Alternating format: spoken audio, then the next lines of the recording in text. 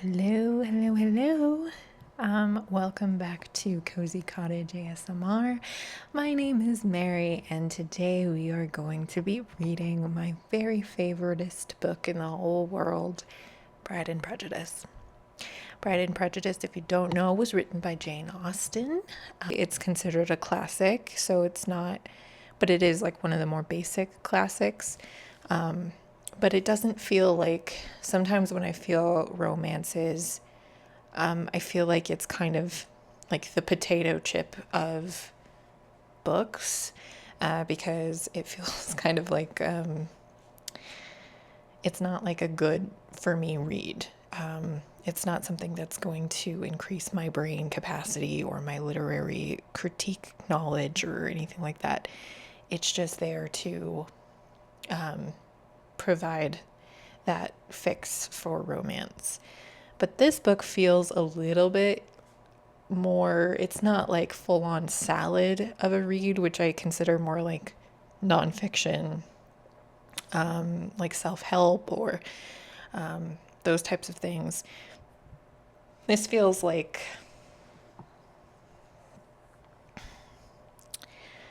a piece of cheese of a book.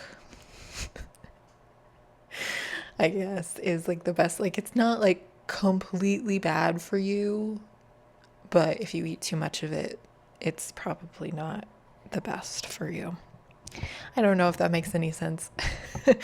But I think I do really enjoy Pride and Prejudice. And if you've never heard of it or heard this book before or read it, I definitely recommend it for everyone. I think it's just really fun. So anyway, let's just jump right into it. And too much ado about nothing. So let's jump in. So this is chapter 1. It is a truth universally acknowledged that a single man in possession of a good fortune must be in want of a wife. However, little known the feelings or views of such a man may be on his first entering a neighborhood, this truth is so well fixed in the mind of the surrounding families that he is considered the rightful property of someone or other of their daughters. "My dear Mr. Bennet," says the lady to him one day, "have you heard that Netherfield Park is let at last?" Mr. Bennet replied that he had not. "But it is," returned she, "for Mrs. Long has just been here, and she told me about it." Mr. Bennet made no answer. "Do you not want to know who has taken it?" cried his wife impatiently. "You want to tell me, and I have no objection to hearing it." This was invitation enough.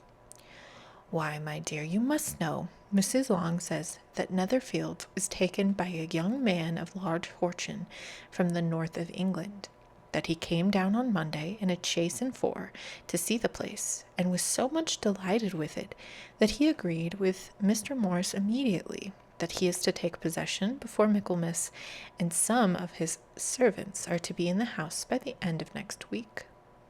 "What is his name?" "Bingley."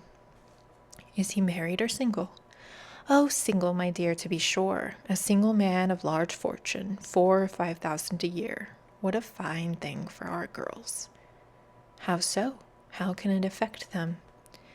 "My dear Mr. Bennet," replied his wife, "how can you be so tiresome? You must know that I am thinking of his marrying one of them." "Is that his design in settling here?" "Design? Nonsense! How can you talk so? But it is very likely that he may fall in love with one of them, and therefore you must visit him as soon as he comes." "I see no occasion for that. You and the girls may go, or you may send them by themselves, which perhaps will still be better. For as you are as handsome as any of them, Mr. Bingley may like you the best of the party." "My dear, you flatter me. I certainly have had my share of beauty, but I do not pretend to be anything extraordinary now. When a woman has 5 grown-up daughters, she ought to give over thinking of her own beauty. In such cases, a woman has not often much beauty to think of. But, my dear, you must indeed go and see Mr. Bingley when he comes into the neighborhood. It is more than I engage for, I assure you. But consider your daughters. Only think what an establishment it would be for one of them. Sir William and Lady Lucas are determined to go, merely on that account, for in general you know they visit no newcomers. Indeed, you must go, for it will be impossible for us to visit him if you do not. You are over scrupulous, surely. I dare say Mr. Bingley will be very glad to see you, and I will send a few lines by you to assure him of my hearty consent to his marrying whichever he chooses of the girls, though I must throw in a good word for my little Lizzie. I desire you will do no such thing. Lizzie is not a bit better than the others, and I am sure she is not half so handsome as Jane, nor half so good-humored as Lydia, but you are always giving her the preference. They have none of them much to recommend them, replied he. They are all silly and ignorant, like other girls. But Lizzie has something more of quickness than her sisters. Mr. Bennet, how can you abuse your own children in such a way? You take delight in vexing me. You have no compassion for my poor nerves. You mistake me, my dear. I have a high respect for your nerves. They are my old friends. I have heard you mention them with consideration these last 20 years at least. Ah, you do not know what I suffer. But I hope you will get over it, and live to see many young men of 4,000 a year come into the neighborhood. It will be no use for us if 20 should come, since you will not visit them. Depend on it, my dear, when there are 20, I will visit them all. Mr. Bennet was so odd, a mixture of quick parts, sarcastic humor, reserve, and caprice, that the experience of 23 years had been insufficient to make his wife understand his character. Her mind was left less difficult to develop. She was a woman of mean understanding, little information, and uncertain temper. When she was discontented, she fancied herself nervous. The business of her life was to get her daughters married. In solace was visiting and news. Chapter 2. Mr. Bennet was among the earliest of those who waited on Mr. Bingley. He had always intended to visit him, though to the last always assuring his wife that he should not go. Until the evening after the visit was paid, she had no knowledge of it. It was then disclosed in the following manner. Observing his second daughter employed in trimming a hat, he suddenly addressed her with, I hope Mr. Bingley will like it, Lizzie. We are not in a way to know what Mr. Bingley likes, said her mother resentfully, since we are not to visit. But you forget, mamma, said Elizabeth, that we shall meet him at the assemblies, and that Mrs. Long promised to introduce him. I do not believe Mrs. Long will do any such thing. She has 2 nieces of her own. She is a selfish, hypocritical woman, and I have no opinion of her. No more have I, said Mr. Bennet, and I am glad to find that you do not depend on her serving you. Mrs. Bennet deigned not to make any reply, but unable to contain herself, began scolding one of her daughters. Don't keep coughing so, Kitty, for heaven's sake.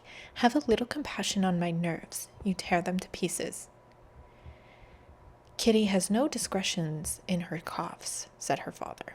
She times them ill. I do not cough for my own amusement, replied Kitty fretfully. When is your next ball to be, Lizzie? Tomorrow fortnight. Aye, so it is, cried her mother, and Mrs. Long does not come back till the day before, so it will be impossible for her to introduce him, for she will not know him herself. Then, my dear, you may have the advantage of your friend, and introduce Mr. Bingley to her. Impossible. Mr. Bennet, impossible, when I am not acquainted with him myself. How can you be so teasing? I honor your circumspection. A fortnight's acquaintance is certainly very little. One cannot know what a man really is by the end of a fortnight. But if we do not venture, someone else will, and after all, Mrs. Long and her daughters must stand their chance, and therefore, as she will think it an act of kindness if you decline the office, I will take it on myself. The girls stared at their father. Mrs. Bennet said only, Nonsense, nonsense. What can be the meaning of that emphatic exclamation? Cried he. Do you consider the forms of introduction and the stress that is laid on them as nonsense? I cannot quite agree with you there. What say you, Mary? For you are a young lady of deep reflection. I know and read great books and make extracts. Mary wished to say something sensible, but knew not how. While Mary is adjusting her ideas, he continued, let us return to Mr. Bingley. I am sick of Mr. Bingley, cried his wife. I am sorry to hear that, but why didn't you not tell me before?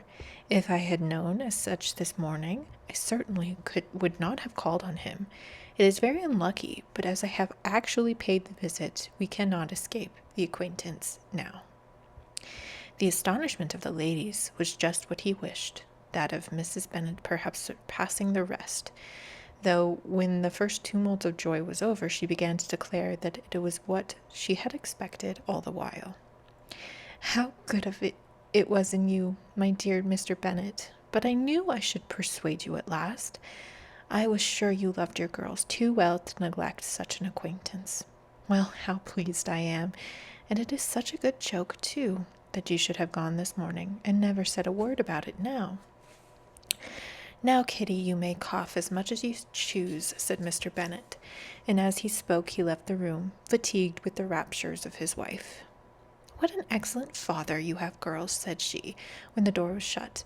I do not know how you will ever make him amends for his kindness, or me either, for that matter. At our time of life, it is not so pleasant, I can tell you, to be making new acquaintances every day, but for your sake we would do anything. Lydia, my love, though you are the youngest, I dare say Mr. Bingley will dance with you at the next ball. Oh, said Lydia stoutly, I am not afraid, for though I am the youngest, I am the tallest. The rest of the evening was spent in conjecturing how soon he would return Mr. Bennet's visit, and determining when they should ask him to dinner. Chapter 3. Not all that Mrs. Bennet, however, with the assistance of her 5 daughters, could ask on the subject was sufficient to draw from her husband any satisfactory description of Mr. Bingley. They attacked him in various ways, with barefaced questions, ingenious suppositions, and distant surmises. But he eluded the skill of them all, and they were at last obliged to accept the second-hand intelligence of their neighbor, Lady Lucas. Her report was highly favorable. Sir William had been delighted with him. He was quite young, wonderfully handsome, extremely agreeable, and to crown the whole, he meant to be at the next assembly with a large party. Nothing could be more delightful. To be fond of dancing with a certain step towards falling in love, and very lively hopes of Mr. Bingley's heart were entertained. If I can but see one of my daughters happily settled at Netherfield, said Mrs. Bennet to her husband, and all the others equally well married, I shall have nothing to wish for. In a few days Mr. Bingley returned Mr. Bennet's visit, and sat about 10 minutes with him in his library. He had entertained hopes of being admitted to a sight of the young ladies, of whose beauty he had heard much, but he saw only the father. The ladies were somewhat more fortunate, for they had the advantage of ascertaining from an upper window that he wore a blue coat and rode a black horse. An invitation to dinner was soon afterwards dispatched, and already had Mrs. Bennet planned the courses that were to do credit to her housekeeping, when an answer arrived which deferred it all. Mr. Bingley was obliged to be in town the following day, and consequently unable to accept the honor of their invitation, etc. Mrs. Bennet was quite disconcerted. She could not imagine what business he could have in town so soon after his arrival in Hertfordshire, and she began to fear that he might be always flying about from one place to another, and never settled at Netherfield as he ought to be. Lady Lucas quieted her fears a little by starting the idea of his being gone to London only to get a large party for the ball, and a report soon followed that Mr. Bingley was to bring 12 ladies and 7 gentlemen with him to the assembly. The girls grieved over such a number of ladies, but were comforted the day before the ball by hearing that instead of 12 he brought only 6 with him from London, his 5 sisters and a cousin. And when the party entered the assembly room, it consisted of only 5 altogether: Mr. Bingley, his 2 sisters, the husband of the eldest, and another young man. Mr. Bingley was good-looking and gentlemanlike. He had a pleasant countenance and easy, unaffected manners. His sisters were fine women, with an air of decided fashion. His brother-in-law, Mr. Hurst, merely looked the gentleman, but his friend, Mr. Darcy, soon drew the attention of the room by his fine, tall person, handsome features, noble mien, and the report, which was in general circulation within 5 minutes after his entrance, of his having 10,000 a year. The gentleman pronounced him to be a fine figure of a man. The ladies declared he was much handsomer than Mr. Bingley, and he was looked at with great admiration for about half the evening, till his manners gave a disgust which turned the tide of his popularity. For he was discovered to be proud, to be above his company, and above being pleased, and not all his large estate in Derbyshire could save him from having a most forbidding, disagreeable countenance, and being unworthy to be compared with his friend. Mr. Bingley had soon made himself acquainted with his principal people in the room. He was lively and unreserved, danced every dance, was angry that the ball closed so early, and talked of giving one himself at Netherfield. Such amiable qualities must speak for themselves. What a contrast between him and his friend! Mr. Darcy danced only once with Mrs. Hurst, and once with Miss Bingley, declined being introduced to any other lady, and spent the rest of the evening in walking about the room, speaking occasionally to one of his own party. His character was decided. He was the proudest, most disagreeable man in the world, and everyone hoped that he would never come there again. Amongst the most violent against him was Mrs. Bennet, whose dislike of his general behavior was sharpened into particular resentment by his having slighted one of his daughters. Elizabeth Bennet had been obliged by the scarcity of gentlemen to sit down for 2 dances, and during part of that time Mr. Darcy had been standing near enough to her to hear a conversation between him and Mr. Bingley, who came from the dance for a few minutes to press his friend to join it. "Come, Darcy," said he, "I must have you dance. I hate to see you standing about by yourself in this stupid manner. You had much better dance."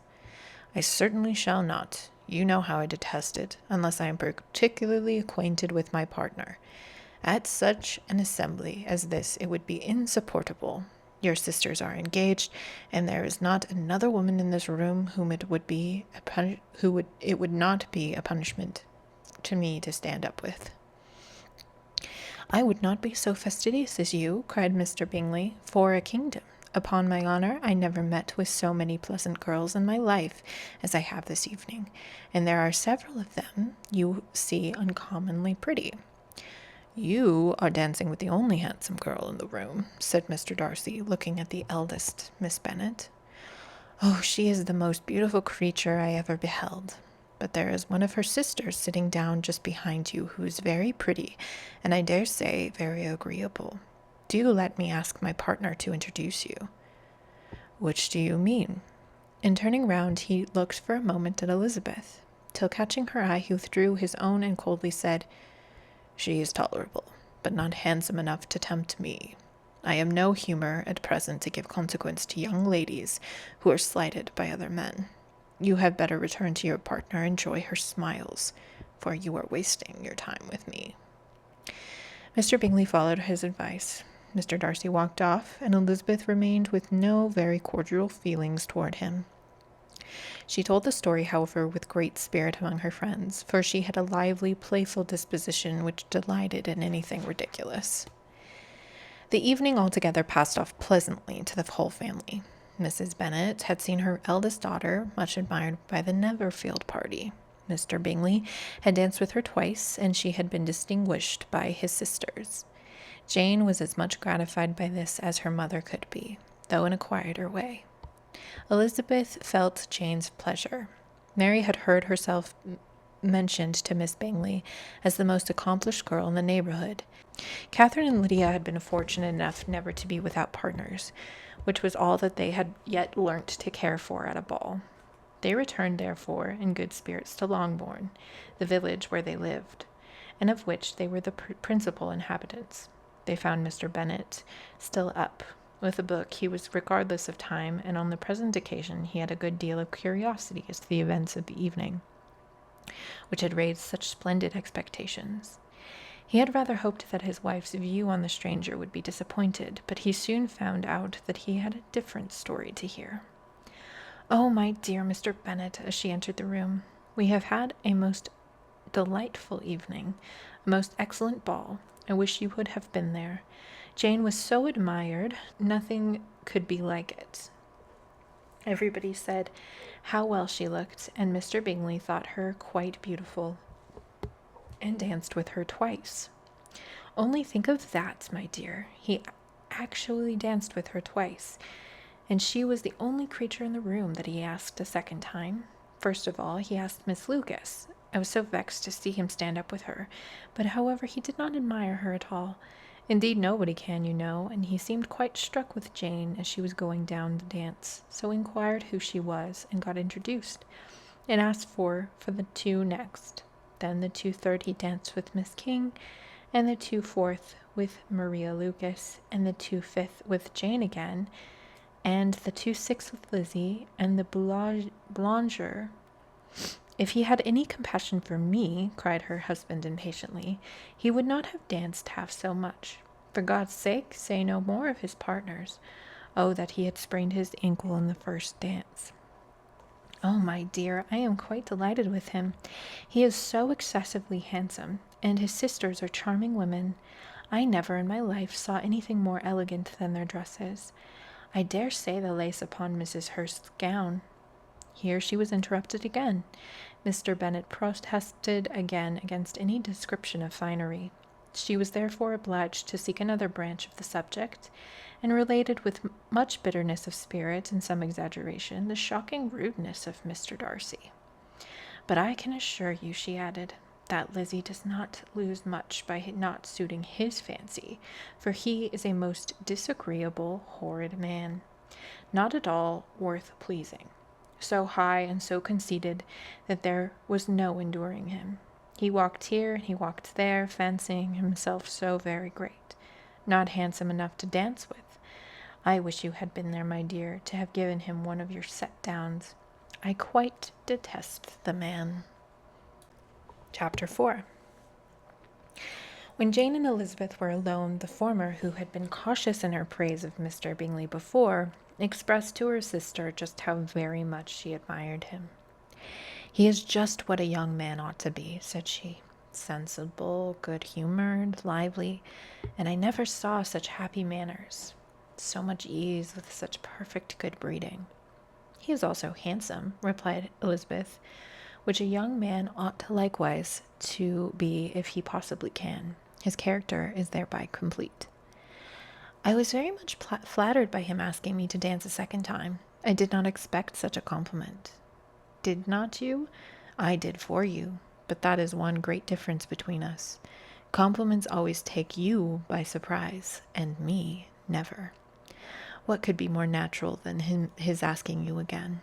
He could not help seeing that you are about 5 times as pretty as every other woman in the room. No thanks to his gallantry for that. Well, he certainly is very agreeable, and I give you leave to like him. You have liked many a stupider person." "Dear Lizzie, oh, you are a great deal too apt, you know, to like people in general. You never see a fault in anybody. All the world are good and agreeable in your eyes. I never hear you speak ill of a human being in your life." "I would not wish to be hasty in censuring anyone, but I always speak what I think." "I know you do, and it is that which makes the wonder. What your good sense to be so honestly blind to the follies and nonsense of others. Affection of candor is common enough. One meets with it everywhere, but to be candid about ostentation or design, to take the good of everybody's character and make it still better, and say nothing of the bad, belongs to you alone. And so you like the man's sisters, too, do you? Their manners are not equal to his." "Certainly not, at first, but they are very pleasing women when you converse with them. Miss Bingley is to live with her brother and keep his house, and I am much mistaken if we shall not find a very charming neighbor in her." Elizabeth listened in silence, but was not convinced. Their behavior at the assembly had not been calculated to please in general, and with more quickness of observation and less pliancy of temper than her sister, and with a judgment too unassailed by any attention to herself, she was very little disposed to approve them. They were, in fact, very fine ladies, not deficient in good humor when they were pleased, nor in the power of making themselves agreeable when they chose it, but proud and conceited. They were rather handsome, had been educated in one of the first private seminaries in town, had a fortune of 20,000 pounds, were in the habit of spending more than they ought, and of associating with people of rank, and were therefore in every respect entitled to think well of themselves and meanly of others. They were of a respectable family in the north of England, a circumstance more deeply impressed on their memories than their brother's fortune, and their own had been acquired by trade. Mr. Bingley inherited property to the amount of nearly 100,000 pounds from his father, who had intended to purchase an estate, but did not live to do it. Mr. Bingley intended it likewise, and sometimes made choice of his country, but as he was now provided with a good house and the liberty of a manor, it was doubtful to many of those who best knew the easiness of his temper, whether he might not spend the remainder of his days at Netherfield and leave the next generation to purchase. His sisters were anxious for his leaving an estate of his own, but though he was not only established as a tenant, Miss Bingley was by no means unwilling to preside at his table, nor was Mrs. Hurst, who had married a man of more fashion than fortune, less disposed to consider his house as her home when it suited her.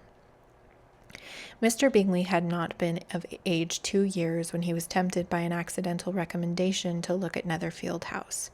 He did look at it and into it for half an hour, was pleased with the situation in the principal rooms, satisfied with that the owner said in its praise, and took it immediately.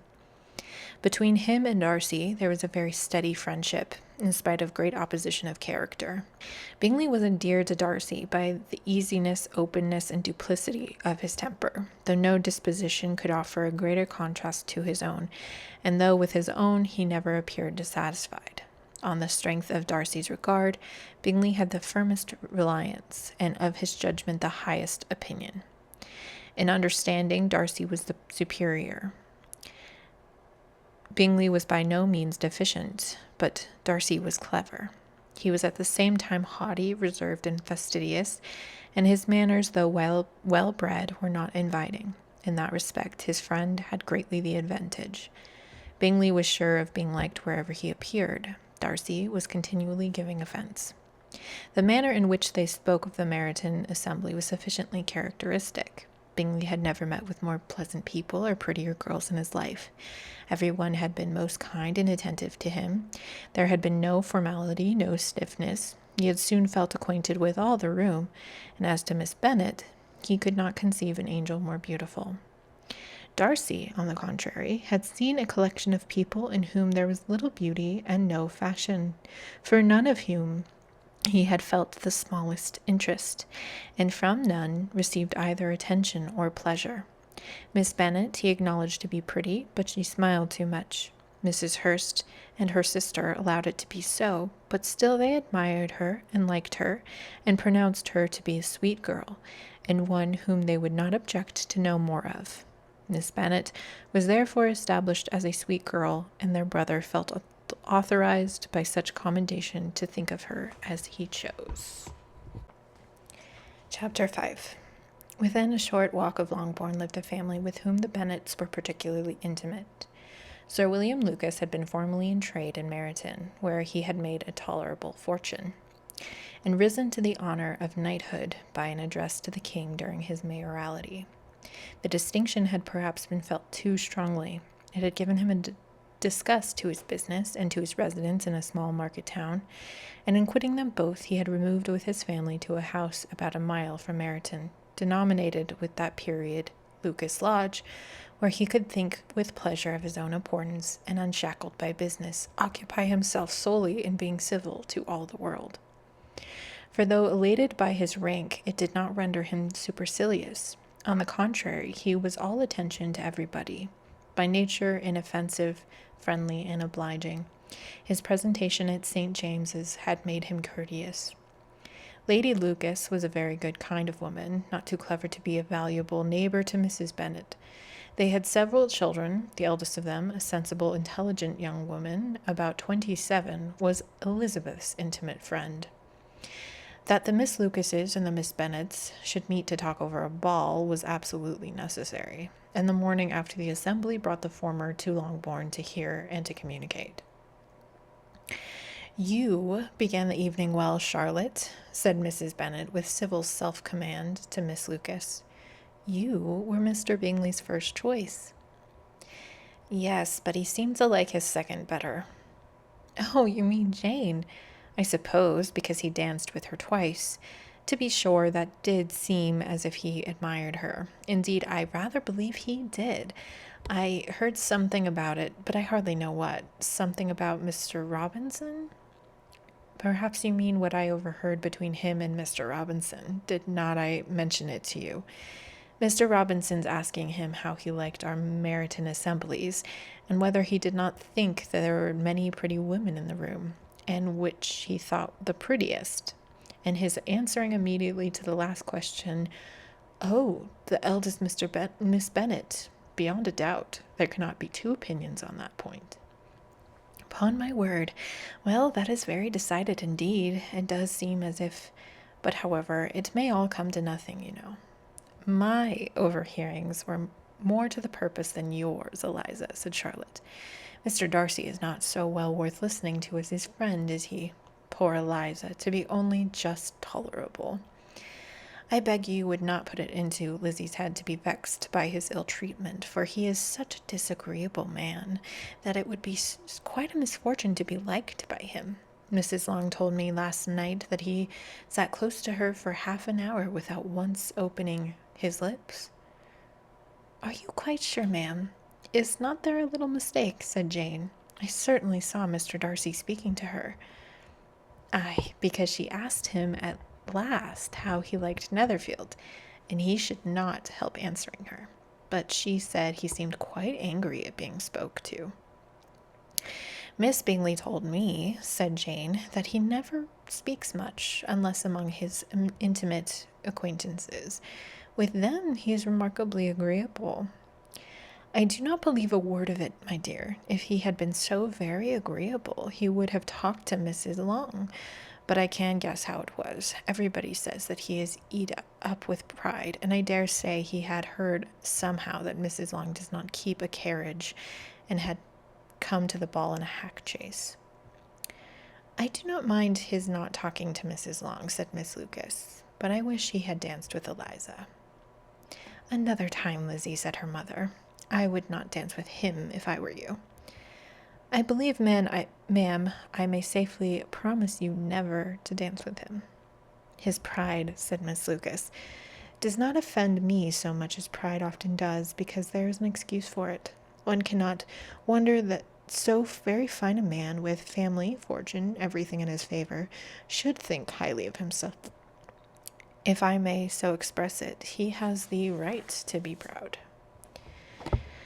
"That is very true," replied Elizabeth, "and I could easily forgive his pride if he had not mortified mine."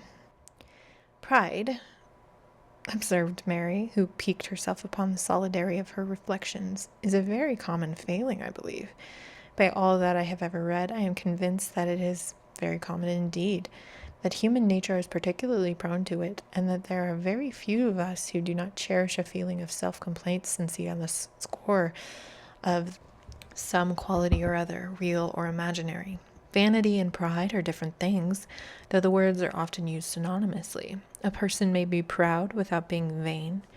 Pride relates more to our opinions of ourselves, vanity to what we would have others think of us.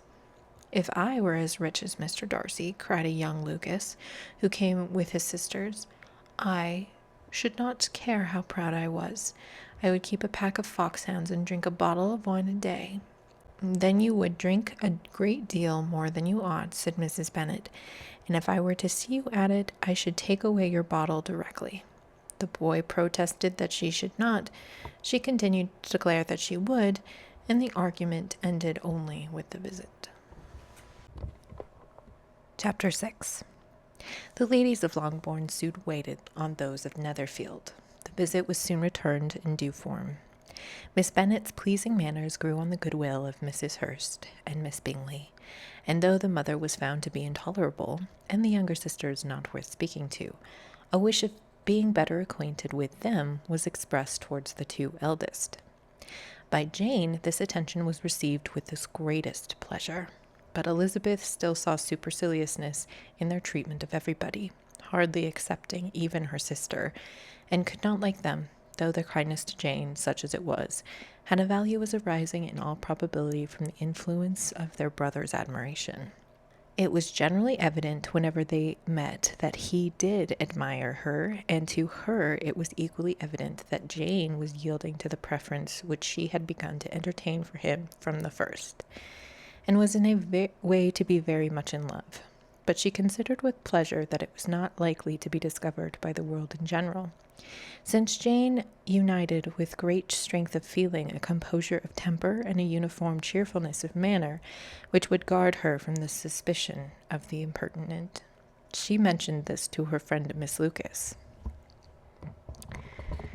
It may be perhaps pleasant, replied Charlotte, to be able to impose on the public in such a case, but it is sometimes a disadvantage to be so very guarded.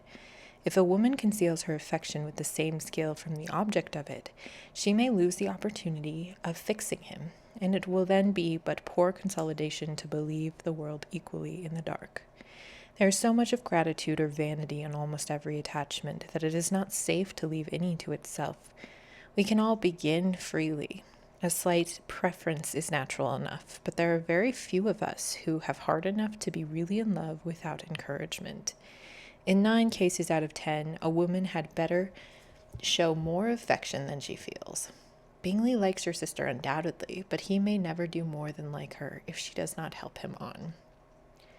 But she does help him on, so much as her nature will allow. If I can perceive her regard for him, he must be a simpleton indeed, not to discover it too.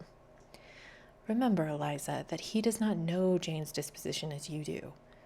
But if a woman is partial to a man and does not endeavor to conceal it, he must find it out. Perhaps he must, if he sees enough of her. But though Bingley and Jane meet tolerably often, it is never for many hours together, and as they always see each other in large mixed parties, it is impossible that every moment should be employed in conversing together. Jane should therefore make the most of every half hour in which she can command his attention. When she is secure of him, there will be more leisure for falling in love as much as she chooses. Your plan is a good one, replied Elizabeth, where nothing is in question but the desire of being well married. And if I were determined to get a rich husband, or any husband, I dare say I should adopt it. But these are not Jane's feelings. She is not acting by design. As yet she cannot even be certain of the degree of her own regard, nor of its reasonableness. She has known him only a fortnight. She danced 4 dances with him at Meryton. She saw him one morning at his own house, and has since dined with him in company 4 times. This is not quite enough to make her understand his character. Not as you represent it. Had she merely dined with him, she might only have discovered whether he had a good appetite. But you must remember that 4 evenings have also been spent together, and 4 evenings may do a great deal. Yes, these 4 evenings have enabled them to ascertain that they both like Bignit better than commerce, but with respect to any other leading characteristic, I do not imagine that much has been unfolded. Well, said Charlotte, I wish Jane success with all my heart, and if she were married to him tomorrow, I should think she had as good a chance of happiness as if she were to be studying his character for a 12-month. Happiness in marriage is entirely a matter of chance. If the dispositions of the parties are ever so well known to each other, or even so similar beforehand, it does not advance their felicity in the least. They always continue to grow sufficiently unlike afterward to have their share of vexation, and it is better to know as little as possible of the defects of the person with whom you are to pass your life. You make me laugh, Charlotte, but it is not sound. You know it is not sound, and that you would never act in this way yourself. Occupied in observing Mr. Bingley's attention to her sister, Elizabeth was far from suspecting that she was herself becoming an object of some interest in the eyes of his friend. Mr. Darcy had at first scarcely allowed her to be pretty. He had looked at her without admiration at the ball, and when they next met, he looked at her only to criticize. But no sooner had he made it clear to himself and his friends that she hardly had a good feature in her face, that he began to find it was rendered uncommonly intelligent by the beautiful expression of her dark eyes. To this discovery succeeded some others equally mortifying, though he had detected with a critical eye more than one failure of perfect symmetry in her form.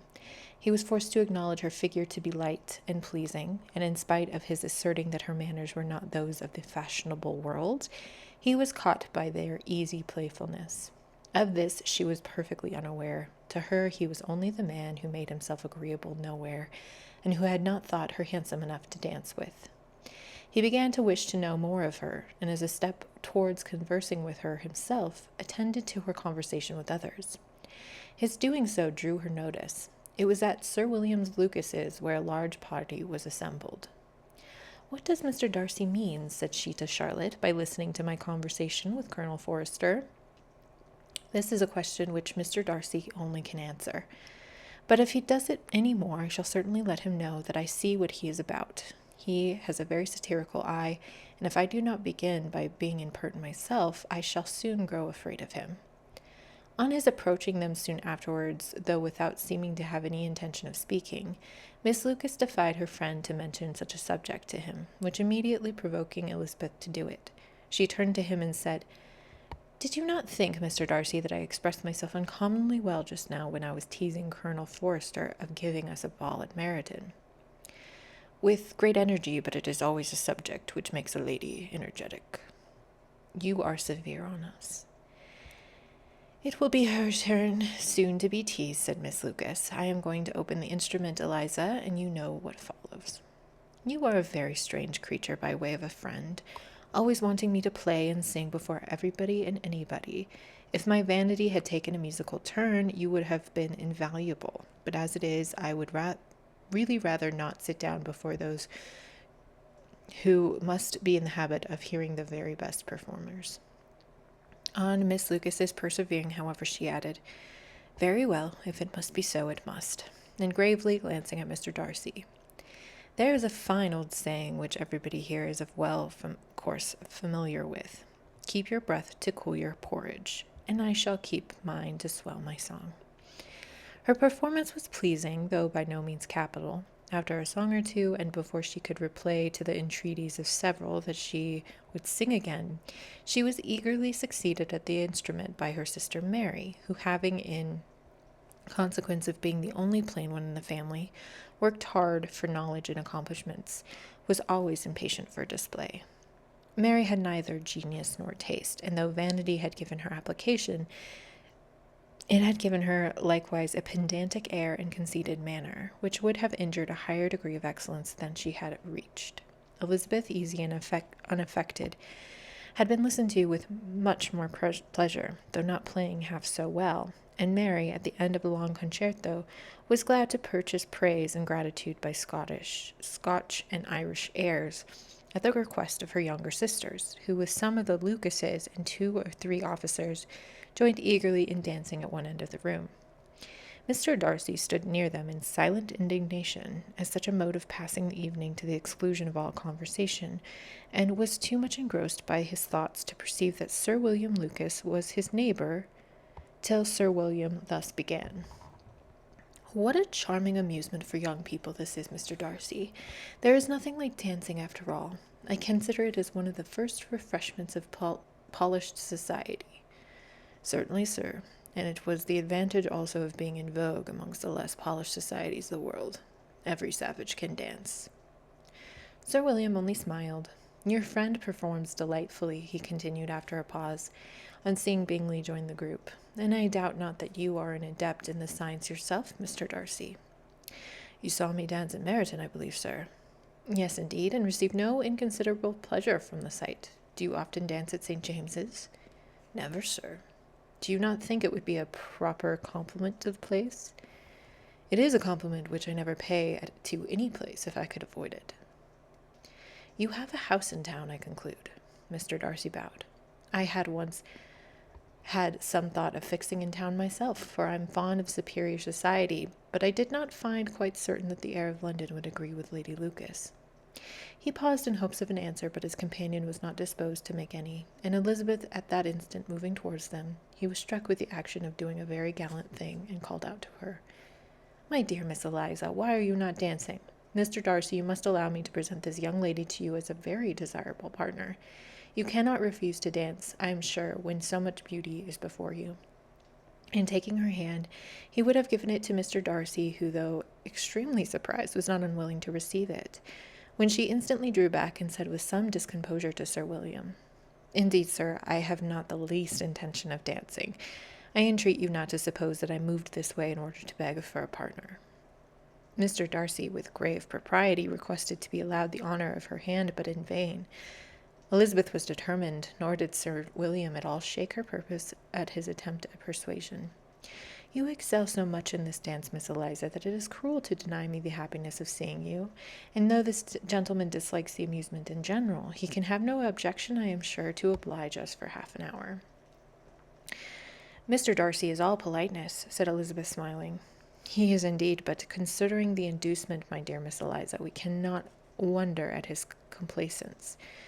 For who would object to such a partner? Elizabeth looked archly and turned away. Her resistance had not injured her with the gentleman, and he was thinking of her with some complacency when thus accosted by Miss Bingley. I can guess the subject of your reverie. I should imagine not. You are considering how insupportable it would be to pass many evenings in this manner, in such society, and indeed I am quite of your opinion. I was never more annoyed. The insipidity, and yet the noise, the nothingness, and yet the self-importance of all those people. What would I give to hear your strictures on them? Your conjecture is totally wrong, I assure you. My mind was more agreeably engaged. I have been meditating on the great pleasure which a pair of fine eyes in the face of a pretty woman can bestow. Miss Bingley immediately fixed her eyes on his face, and desired he would tell her what lady had the credit of inspiring such reflections. Mr. Darcy replied with great intrepidity, Miss Elizabeth Bennet. Miss Elizabeth Bennet, repeated Miss Bingley. I am all astonishment. How long has she been such a favourite? And pray, when am I to wish you joy? That is exactly the question which I expected you to ask. A lady's imagination is very rapid. It jumps from admiration to love, from love to matrimony in a moment. I knew you would be wishing me joy. Nay, if you are serious about it, I shall consider the matter is absolutely settled. You will be having a charming mother-in-law indeed, and of course she will always be at Pemberley with you. He listened to her with perfect indifference when she chose to entertain herself in this manner, and at his composure convinced her that all was safe. Her wit flowed long. Chapter 7. Mr. Bennet's property consisted almost entirely in an estate of 2,000 a year, which unfortunately for his daughters was entailed, in default of heirs male, on a distant relation, and their mother's fortune, though ample for her situation in life, could but ill supply the deficiency of his. Her father had been an attorney in Meryton, and had left her £4,000.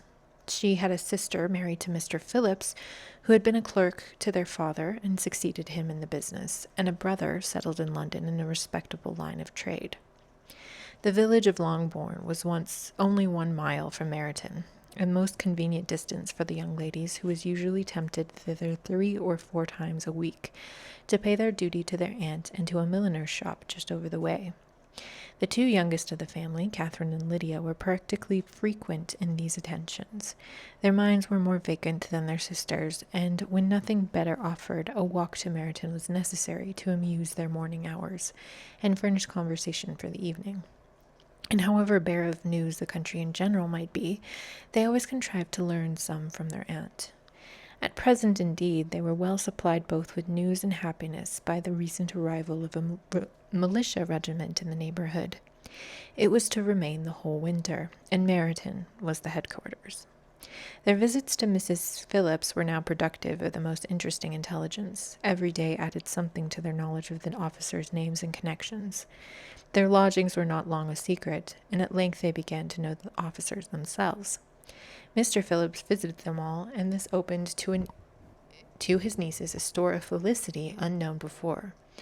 They could talk of nothing but officers and Mr. Bingley's large fortune, the mention of which gave animation to their mother, was worthless in their eyes when opposed to the regimentals of an ensign.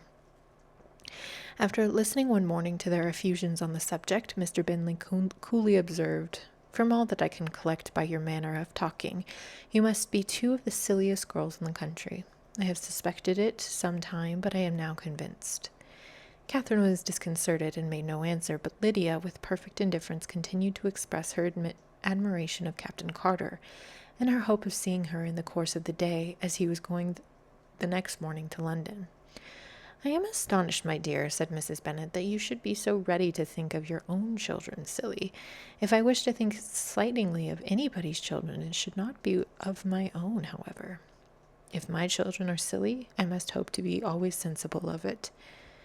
Yes, but as it happens, they are all of them very clever. This is the only point I flatter myself on which we do not agree. I have hoped that our sentiments coincided in every particular, but I must so far differ from you as to think our two youngest daughters uncommonly foolish." "My dear Mr. Bennet, you must not expect such girls to have the sense of their father and mother. When they get to our age, I dare say they will not think about officers any more than we do. I remember the time when I liked a red coat myself very well, and indeed so I do still at my heart, and if a smart young colonel with 5,000 or 6,000 a year should want one of my girls, I shall not say nay to him, and I thought Colonel Forster looked very becoming the other night at Sir William's in his regimentals." "Mamma," cried Lydia, "my aunt says that Colonel Forster and Captain Carter do not go so often to Miss Watson's as they did when they first came. She sees them now very often standing in Clark's library." Mrs. Bennet was prevented replying by the entrance of the footman with a note for Miss Bennet. It came from Netherfield, and the servant waited for an answer. Mrs. Bennet's eyes sparkled with pleasure, and she was eagerly calling out while her daughter read. "Well, Jane, who is it from? What is it about? What does he say? Well, Jane, make haste and tell us. Make haste, my love." "It is from Miss Bingley," said Jane, and then read it aloud. "My dear friend, if you are not so compassionate as to dine today with Louisa and me, we shall be in danger of hating each other for the rest of our lives, for a whole day's tete-a-tete between two women can never end without a quarrel. Come as soon as you can on receipt of this. My brother and the gentlemen are to dine with the officers. Yours ever, Caroline Bingley." "With the officers?" cried Lydia. "I wonder my aunt did not tell us of that." "Dining out?" said Mrs. Bennet. "That is very unlucky." "Can I have the carriage?" said Jane. "No, my dear, you had better go on horseback, because it seems likely to rain, and then you must stay all night." "That would be a good scheme," said Elizabeth, "if you were sure that they would not offer to send her home." "Oh, but the gentlemen will have Mr. Bingley's chaise to go on to Meryton, and the Hursts have no horses to theirs." "I had much rather go on the coach." "But, my dear, your father cannot spare the horses, I am sure. They are wanted in the farm. Mr. Bennet, are they not?" "They are wanted in the farm, much oftener than I can get them. But if you have got them today," said Elizabeth, "my mother's purpose will be answered." She did at last extort from her father an acknowledgment that the horses were engaged. Jane was therefore obliged to go on horseback, and her mother attended her to the door with many cheerful prognostics of a bad day. Her hopes were answered.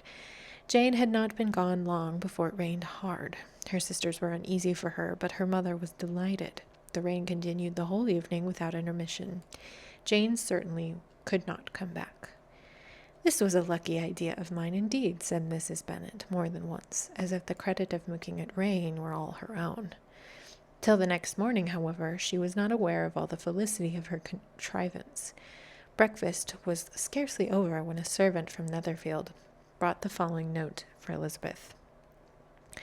My dearest Lizzie, I find myself very unwell this morning, which I suppose is to be imputed for my getting wet through yesterday. My kind friends will not hear of me returning till I am better. They insist also on me seeing Mr. Jones, therefore do not be alarmed if you should hear of his having been to see me, and excepting a sore throat, a headache. There is not much the matter with me. Yours, etc. Well, my dear, said Mr. Bennet, when Elizabeth had read the note aloud, if your daughter should have a dangerous fit of illness, if she should die, it would be a comfort to know that it was in the pursuit of Mr. Bingley and under your orders. Oh, I am not afraid of her dying. People do not die of little trifling colds. She will be well taken care of. As long as she stays there, it is all very well. I would go and see her if I could have the carriage. Elizabeth, feeling really anxious, was determined to go to her, though the carriage was not to be had, and as she was no horsewoman, walking was her only alternative. She declared her resolution. How can you be so silly, cried her mother, as to think of such a thing in all this dirt? You will not be fit to be seen when you get there. I shall be very fit to see Jane, which is all I want. Is this a hint to me, Lizzie, said her father, to send for the horses? No, indeed, I do not wish to avoid the walk. The distance is nothing when one has a motive. Only 3 miles. I shall be back by dinner. I admire the activity of your benevolence, observed Mary, but every impulse of feeling should be guided by reason, and in my opinion, exertion should always be in proportion of what is required. We will go as far as Meryton with you, said Catherine and Lydia. Elizabeth accepted their company, and the 3 young ladies set off together. If we make haste, said Lydia, as they walked along, perhaps we may see something of Captain Carter before he goes. In Meryton they parted. The 2 youngest repaired to the lodgings of one of the officers' wives, and Elizabeth continued her walk alone, crossing field after field at a quick pace, jumping over stiles and springing over puddles with impatient activity, and finding herself at last within the view of the house, with weary ankles, dirty stockings, and a face glowing with the warmth of exercise. She was shown into the breakfast parlor, where all but Jane was assembled, and where her appearance created a great deal of surprise. That she should have walked 3 miles so early in the day in such dirty weather and by herself was almost incredible to Mrs. Hurst and Mrs. Bingley, and Elizabeth was convinced that they held her in contempt for it. She was received, however, very politely by them, and in their brother's manners there was something better than politeness. There was good humor and kindness. Mr. Darcy said very little, and Mr. Hurst nothing at all. The former was divided between admiration of the brilliancy which exercise had given to her complexion, and doubt as to occasions justifying her coming so far alone. The latter was thinking only of his breakfast. Her inquiries after her sister were not very favorably answered. Miss Bennet had slept ill, and though up, was very feverish, and not well enough to leave her room. Elizabeth was glad to be taken to her immediately, and Jane, who had only been withheld by the fear of giving alarm or inconvenience from expressing in her note how much she longed for a visit, was delighted at her entrance. She was not equal, however, to much conversation, and when Miss Bingley left them together, could attempt little besides expressions of gratitude for the extraordinary kindness she was treated with. Elizabeth silently attended her. When breakfast was over, they were joined by the sisters, and Elizabeth began to like them herself, when she saw how much affection and solitude they showed to Jane. The apothecary came, and having examined his patient, said, as might be supposed, that she had caught a violent cold, and that they must endeavor to get the better of it, advised her to return to bed, and promised her some draughts. The advice was followed readily, for the feverish symptoms increased, and her head ached acutely. Elizabeth did not quit her room for a moment, nor were the other ladies often absent. The gentlemen being out, they had, in fact, nothing to do elsewhere. When the clock struck 3, Elizabeth felt that she must go, and very unwillingly said so. Miss Bingley offered her the carriage, and she only wanted a little pressing to accept it.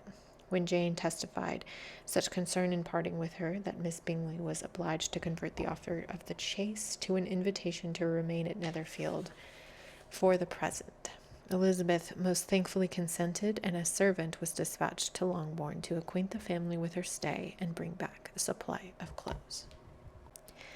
Chapter 8.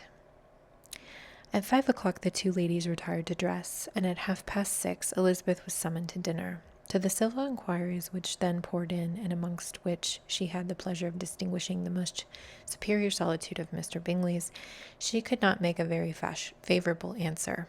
Jane was by no means better. The sisters, on hearing this, repeated 3 or 4 times how much they were grieved, how shocking it was to have a bad cold, and how excessively they disliked being ill themselves, and then thought no more of the matter, and their indifference towards Jane would not immediately before them restored Elizabeth to the enjoyment of all her former dislike. Their brother, indeed, was the only one of the party whom she could regard with any complacency. His anxiety for Jane was evident, and his attentions to herself most pleasing, and they prevented her feeling herself so much an intruder as she believed she was considered by the others. She had very little notice from any but him. Miss Bingley was engrossed by Mr. Darcy, her sister scarcely less so, and as for Mr. Hurst, by whom Elizabeth sat, he was an indolent man, who lived only to eat, drink, and play at cards, who, when he found her to prefer a plain dish to a ragout, had nothing to say to her. When dinner was over, she returned directly to Jane, and Miss Bingley began abusing her as soon as she was out of the room. Her manners were pronounced to be very bad indeed, a mixture of pride and impertinence. She had no conversation, no style, no beauty. Mrs. Hurst thought the same, and added, "She has nothing, in short, to recommend her, but being an excellent walker. I shall never forget her appearance this morning. She really looked almost wild." "She did indeed, Louisa. I could hardly keep my countenance. Very nonsensical to come at all. Why must she be scampering about the county because her sister had a cold? Her hair so untidy, so blousy. Yes, and her petticoat. I hope you saw her petticoat. 6 inches deep in mud, I am absolutely certain, and the gown, which had been let down to hide it, not doing its office." "Your picture may be very exact, Louisa," said Bingley, "but this was all lost upon me. I thought Miss Elizabeth Bennet looked remarkably well when she came into the room this morning. Her dirty petticoat quite escaped my notice." "You observed it, Mr. Darcy, I am sure," said Miss Bingley, "and I am inclined to think that you would not wish to see your sister make such an exhibition." "Certainly not." "To walk 3 miles, or 4 miles, or 5 miles, or whatever it is, above her ankles in dirt, and alone, quite alone. What could she mean by it? It seems to me to show an abominable sort of conceited independence, a most country-town indifference to decorum." "It shows an affection for her sister that is very pleasing," said Bingley. "I am afraid, Mr. Darcy," observed Miss Bingley in a half-whisper, "that this adventure had rather affected your admiration of her fine eyes." "Not at all," he replied. "They were brightened by the exercise." A short pause followed his speech, and Mrs. Hurst began again. "I have an excessive regard for Miss Jane Bennet. She is really a very sweet girl, and I wish with all my heart that she was well settled. But with such a father and mother, and such low connections, I am afraid there is no chance of it. I think I have heard you say that their uncle's an attorney in Meryton." "Yes, and they have another who lives somewhere near Cheapside."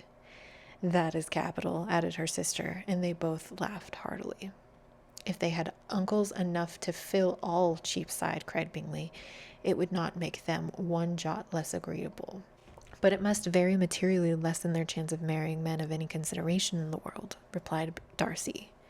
To this speech Bingley made no answer, but his sisters gave it their hearty assent, and indulged their mirth for some time at the expense of their dear friend's vulgar relations. With a renewal of tenderness, however, they returned to her room on leaving the dining parlour, and sat with her till summoned to coffee. She was still very poorly, and Elizabeth would not quit her at all till late in the evening, when she had the comfort of seeing her sleep, and when it seemed to be rather right than pleasant that she should go downstairs herself. On entering the drawing-room, she found the whole party at loo, and was immediately invited to join them. But suspecting them to be playing high, she declined it, and making her sister the excuse, said she would amuse herself for the short time she could stay below with a book. Mr. Hurst looked at her with astonishment. "Do you prefer reading to cards?" said he. "That is rather singular." "Miss Eliza Bennet," said Miss Bingley, "despises cards. She is a great reader, and has no pleasure in anything else." "I deserve neither such praise nor such censure," cried Elizabeth. "I am not a great reader, and I have pleasure in many things. In nursing your sister, I am sure you have pleasure, said Bingley, and I hope it will be soon increased by seeing her quite well. Elizabeth thanked him from her heart, and then walked towards the table where a few books were lying. He immediately offered to fetch her others, all that his library afforded. And I wish my collection was larger for your benefit and my own credit, but I am an idle fellow, and though I have not many, I have more than I ever looked into. Elizabeth assured him that she could suit herself perfectly with those in the room. I am astonished, said Miss Bingley, that my father should have left so small a collection of books. What a delightful library you have at Pemberley, Mr. Darcy. It ought to be good, he replied. It has been the work of many generations. And then you have added so much to it yourself. You are always buying books. I cannot comprehend the neglect of a family library in such days as these. Neglect? I am sure you neglect nothing that you can add to the beauties of that noble place. Charles, when you build your house, I wish it be half as delightful as Pemberley. I wish it may. But I would really advise you to make the purchase in their neighborhood and take Pemberley for a kind of model. There is not a finer county in England than Derbyshire. With all my heart I will buy Pemberley itself if Darcy will sell it. I am talking of possibilities, Charles. Upon my word, Caroline, I should think it more possible to get Pemberley by purchase than by imitation. Elizabeth was so much caught with what passed as to leave her very little attention for her book, and soon, laying it wholly aside, she drew near the card table and stationed herself between Mr. Bingley and his eldest sister to observe the game. Is Miss Darcy much grown since the spring? Said Miss Bingley. Will she be as tall as I am? I think she will. She is now about Miss Elizabeth Bennet's height, or rather taller. How I long to see her again. I never met with anybody who delighted me so much. Such a countenance, such manners, and so extremely accomplished for her age. Her performance on the pianoforte is exquisite. It is amazing to me, said Mr. Bingley, how young ladies can have patience to be so very accomplished as they all are. All young ladies accomplished? My dear Charles, what do you mean? Yes, all of them, I think. They all paint tables, cover screens, and net purses. I scarcely know anybody who cannot do all this, and I am sure I never heard of a young lady spoken of for the first time without being informed that she was very accomplished. Your list of the common extent of accomplishments, said Darcy, has too much truth. The word is applied to many a woman who deserve it no otherwise than by netting a purse or covering a screen. But I am far from agreeing with you in your estimation of ladies in general. I cannot boast of knowing more than half a dozen in the whole range of my acquaintance that are really accomplished. Nor I am sure, said Miss Bingley. Then, observed Elizabeth, you must comprehend a great deal in your idea of an accomplished woman. Yes, I do comprehend a great deal in it. Oh, certainly, cried his faithful assistant. No one can be really esteemed accomplished who does not greatly surpass what is usually met with. A woman must have a thorough knowledge of music, singing, drawing, dancing, and the modern languages to deserve the word. And besides all this, she must possess a certain something in her air and manner of walking. The tone of her voice, her address and expressions, or the word will be but half deserved. All this she must possess, added Darcy, and to all this she must yet add something more substantial, in the improvement of her mind by extensive reading. I am no longer surprised at you knowing only 6 accomplished women. I rather wonder now at you knowing any. Are you so severe upon your own sex as to doubt the possibility of all this? I never saw such a woman. I never saw such capacity and taste and application and elegance as you describe united. Mrs. Hurst and Miss Bingley both cried out against the injustice of her implied doubt, and were both protesting that they knew many women who answered this description, when Mr. Hurst called them to order with bitter complaints of their inattention to what was going forward. As all conversation was thereby at an end, Elizabeth soon afterwards left the room. Elizabeth Bennet, said Miss Bingley when the door was closed on her, is one of those ladies who seek to recommend themselves to the other sex by undervaluing their own, and with many men I dare say it succeeds, but in my opinion it is a paltry device, a very mean art. Undoubtedly, replied Darcy, to whom the remark was chiefly addressed. There is a meanness in all the arts which ladies sometimes consent to employ for captivation. Whatever bears affinity to cunning is despicable. Miss Bingley was not so entirely satisfied with this reply as to continue the subject. Elizabeth joined them again only to say that her sister was worse and that she could not leave her. Bingley urged Mr. Jones being sent for immediately, while his sisters, convinced that no country advice could be of any service, recommended an express to town for one of the most eminent physicians. This she would not hear of, but she was not so unwilling to comply with their brother's proposal, and it was settled that Mr. Jones should be sent for early in the morning, if Miss Bennet were not decidedly better. Bingley was quite uncomfortable. His sisters declared that they were miserable. They solaced their wretchedness, however, by duets after supper, while he could find no better relief to his feelings than by giving their housekeeper directions that every attention might be paid to the sick lady and her sister. Chapter 9. Elizabeth passed the chief of the night in her sister's room, and in the morning had the pleasure of being able to send a tolerable answer to the inquiries which she very early received from Mr. Bingley by a housemaid, and sometimes afterwards from the two elegant ladies who waited on his sisters. In spite of this amendment, however, she requested to have a note sent to Longbourn, desiring her mother to visit Jane and form her own judgment of her situation. The note was immediately dispatched, and its contents as quickly complied with. Mrs. Bennet, accompanied by her two youngest girls, reached Netherfield soon after the family breakfast. Had she found Jane in any apparent danger, Mrs. Bennet would have been very miserable, but being satisfied on seeing her that her illness was not alarming, she had no wish of her recovering immediately, as her restoration to health would probably remove her from Netherfield. She would not listen, therefore, to her daughter's proposal of being carried home, neither did the apothecary, who arrived about the same time. Think it at all advisable. After sitting a little while with Jane on Miss Bingley's appearance and invitation, the mother and three daughters all attended her into the breakfast parlor. Bingley met with them in the hopes that Mrs. Bennet had not found Miss Bennet worse than she expected. "Indeed I have, sir," was her answer. "She is a great deal too ill to be moved. Mr. Jones says we must not think of moving her. We must trespass a little longer on your kindness." "Removed!" cried Bingley. "It must not be thought of. My sister, I am sure, will not hear of her removal." "You may depend upon it, madam," said Miss Bingley, with cold civility, "that Miss Bennet will receive every possible attention while she remains with us." Mrs. Bennet was profuse in her acknowledgments.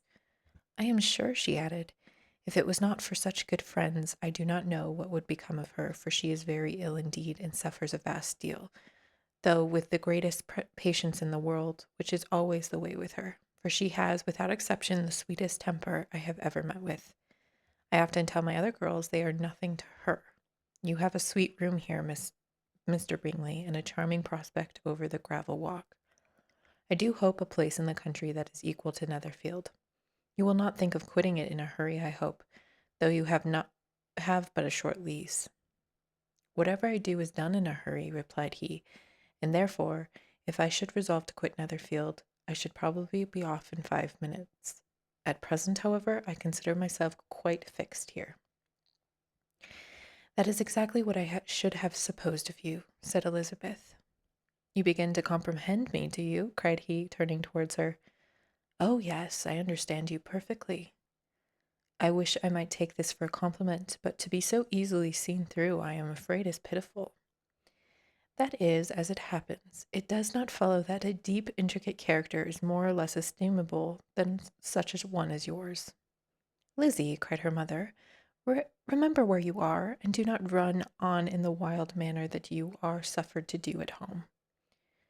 "I did not know before," continued Bingley immediately, "that you were a studier of character. It must be an amusing study." "Yes, but intricate characters are the most amusing. They have at least that advantage." "The country," said Darcy, "can in general supply but a few subjects for such a study. In a country neighborhood you move in a very confined and unvarying society. But people themselves alter so much, and there is something new to be observed in them forever." Yes, indeed, cried Mrs. Bennet, offended by his manner of mentioning a country neighborhood. I assure you there is quite as much of that going on in the country as in town. Everybody was surprised, and Darcy, after looking at her for a moment, turned silently away. Mrs. Bennet, who fancied she had gained a complete victory over him, continued her triumph.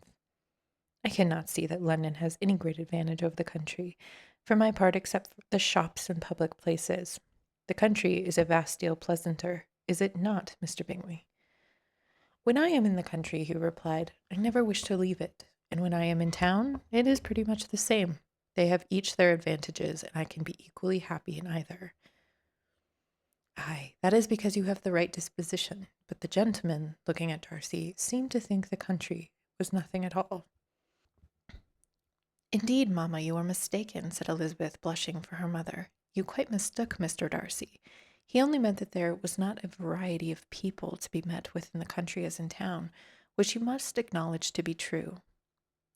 Certainly, my dear, nobody said that there were, but as to not meeting with many people in this neighborhood, I believe there are few neighborhoods larger. I know we dine with 24 families. Nothing but concern for Elizabeth could enable Bingley to keep his countenance. His sister was less delicate and directed her eyes toward Mr. Darcy with a very expressive smile. Elizabeth, for the sake of saying something that might turn her mother's thoughts, now asked her if Charlotte Lucas had been at Longbourn since her coming away. Yes, she called yesterday with her father. What an agreeable man Sir William is, Mr. Bingley, is he not? So much the man of fashion, so genteel and easy. He had always something to say to everybody. That is my idea of good breeding, and those persons who fancy themselves very important and never open their mouths quite mistake the matter. Did Charlotte dine with you? No, she would go home. I fancy she had wanted about the mince pies. For my part, Mr. Bingley, I always keep servants that can do their own work. My daughters are brought up very differently, but everyone is to judge for themselves, and the Lucases are a very good sort of girls, I assure you. It is a pity they are not more handsome. Not that I think Charlotte so very plain, but then she is our particular friend. She seems a very pleasant young woman. Oh dear, yes, but you must own she is very plain. Lady Lucas herself has often said so, and envied me Jane's beauty. I do not like to boast of my own child, but to be sure, Jane one does not often see anybody better looking. It is what everybody says.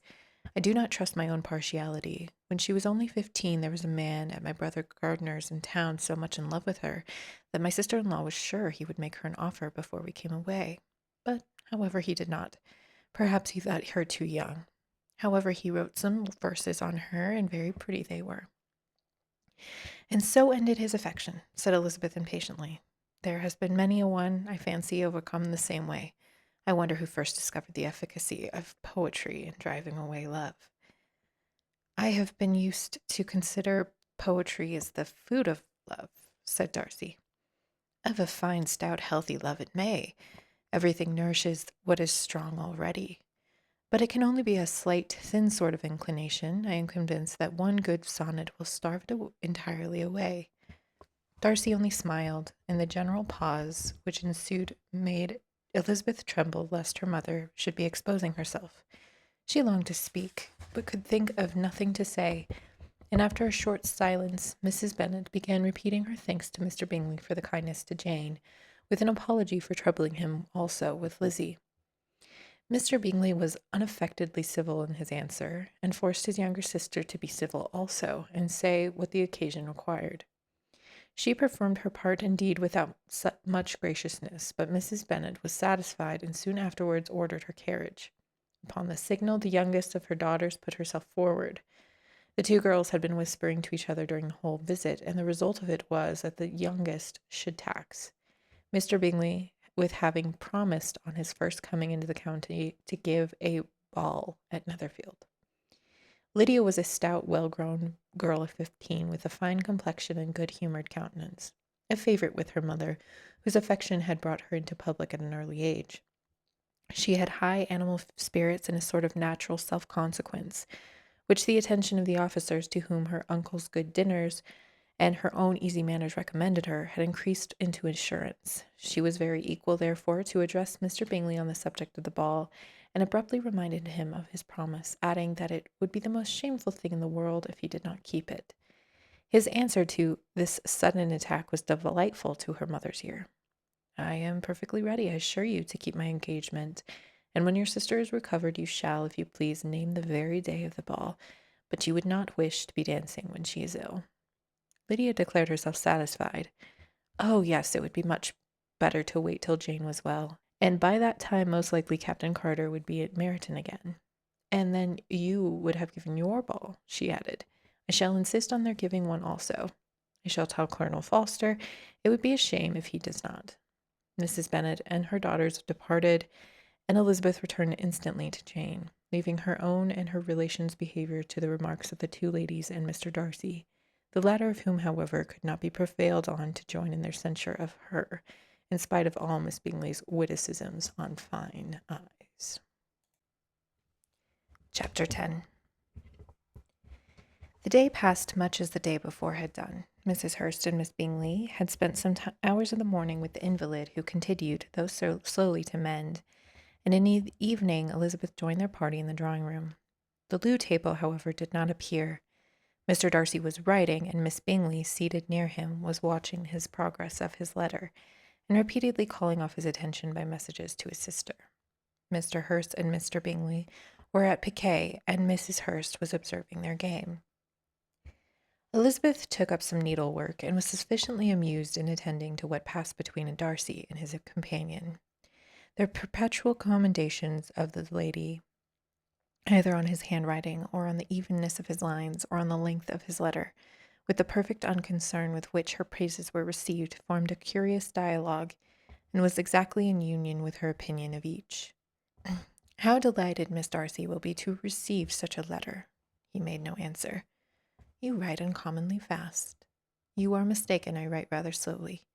How many letters you must have occasion to write in the course of a year. Letters of business, too. How odious I should think them. It is fortunate, then, that they fall to my lot instead of yours. Pray tell your sister that I long to see her. I have already told her so once, by your desire. I am afraid you do not like your pen. Let me mend it for you. I mend pens remarkably well. Thank you, but I always mend my own. How can you contrive to write so even? He was silent. Tell your sister I am delighted to hear of her improvements on the harp, and pray let her know that I am quite in raptures of the beautiful little design for a table, and I think it infinitely superior to Miss Grantley's. Will you give me leave to defer your raptures till I write again? At present I have not room to do them justice. Oh, it is no consequence. I shall see her in January. But you always write such charming long letters to her, Mr. Darcy. They are generally long, but whether always charming is not for me to determine. It is a rule with me that a person who can write a long letter with ease cannot write ill. That will not do for a compliment to Darcy, Caroline, cried her brother, because he does not write with ease. He studies too much for words of 4 syllables. Do you not, Darcy? My style of writing is very different from yours. Oh, cried Miss Bingley, Charles writes in the most careless way imaginable. He leaves out half his words and blots the rest. My ideas flow so rapidly that I have not time to express them, by which means my letters sometimes convey no ideas at all to my correspondents. Your humility, Mr. Bingley, said Elizabeth, must disarm reproof. Nothing is more deceitful, said Darcy, than the appearance of humility. It is often only carelessness of opinion, and sometimes an indirect boast. And which of the two do you call my little piece of modesty? The indirect boast, for you are really proud of your defects in writing, because you consider them as proceeding from a rapidity of thoughts and carelessness of execution, which, if not estimable, you think at least highly interesting. The power of doing anything with quickness is always prized much by the possessor, and often without any attention to the imperfection of the performance. When you told Mrs. Bennet this morning that if you ever resolved upon quitting Netherfield, you should be gone in 5 minutes, you meant it to be a sort of a compliment of yourself. And yet what is there so very laudable in a precipitance which must leave Very necessary business undone, and can be of no real advantage to yourself or anyone else. Nay, cried Bingley, this is too much to remember at night all the foolish things that were said in the morning. And yet, upon my honor, I believe what I said of myself to be true, and I believe it at this moment. At least, therefore, I did not assume my character of needles, precipitants, merely to show off before the ladies. I dare say you believed it, but I am by no means convinced that you would be gone with such celerity. Your conduct would be quite as dependent on chance as that of any man I know. And if, as you were mounting your horse, a friend were to say, Bingley, you had better stay till next week, you would probably do it. You would probably not go, and at another word, might stay a month. You have only proved by this, cried Elizabeth, that Mr. Bingley did not do justice to his own disposition. You have shown him off now much more than he did himself. I am exceedingly gratified, said Bingley, by your converting what my friend says into a compliment on the sweetness of my temper. But I am afraid you are giving in a turn which that gentleman did by no means intend, for he would certainly think better of me if such a circumstance I were to give a flat denial and ride off as fast as I could. Would Mr. Darcy then consider the rashness of your original intentions as atoned by your own obstinacy in adhering to it? Upon my word, I cannot exactly explain the matter. Darcy must speak for himself. You expect me to account for opinions which you choose to call mine, but which I have never acknowledged. Allowing the case, however, to stand according to your representation, you must remember, Miss Bennet, that the friend who is supposed to desire his return to the house and the delay of his plan has merely desired it, asked it without offering one argument in favor of its propriety. To yield readily, easily, to the persuasion of a friend is no merit with you. To yield without conviction is no compliment to the understanding of either. You appear to me, Mr. Darcy, to allow nothing for the influence of friendship and affection. A regard for the requester would often make one readily yield to a request without wanting for arguments to reason one into it. I am not particularly speaking of such a case as you have supposed about Mr. Bingley. We may as well wait, perhaps, till the circumstance occurs before we discuss the discretion of his behavior thereupon. But in general, in ordinary cases between friend and friend, where one of them is desired by the other to change a resolution of no great moment, should you think ill of the person for complying with the desire without wanting to be argued into it? Will it not be advisable, before we proceed on the subject, to arrange with rather more precision the degree of importance which is to appertain to this request, as well by the degree of intimacy subsisting between the parties? By all means, cried Bingley. Let us hear all the particulars, not forgetting their comparative weight and size, and that will have more weight in the argument, Miss Bennet, than you may be aware of. I assure you that if Darcy were not such a great tall fellow in comparison with myself, I should not pay him half so much deference. I declare I do not know a more awful object than Darcy, on particular occasions and in particular places, at his own house especially, and on a Sunday evening when he has nothing to do. Mr. Darcy smiled, but Elizabeth thought she could perceive that he was rather offended, and therefore checked her laugh.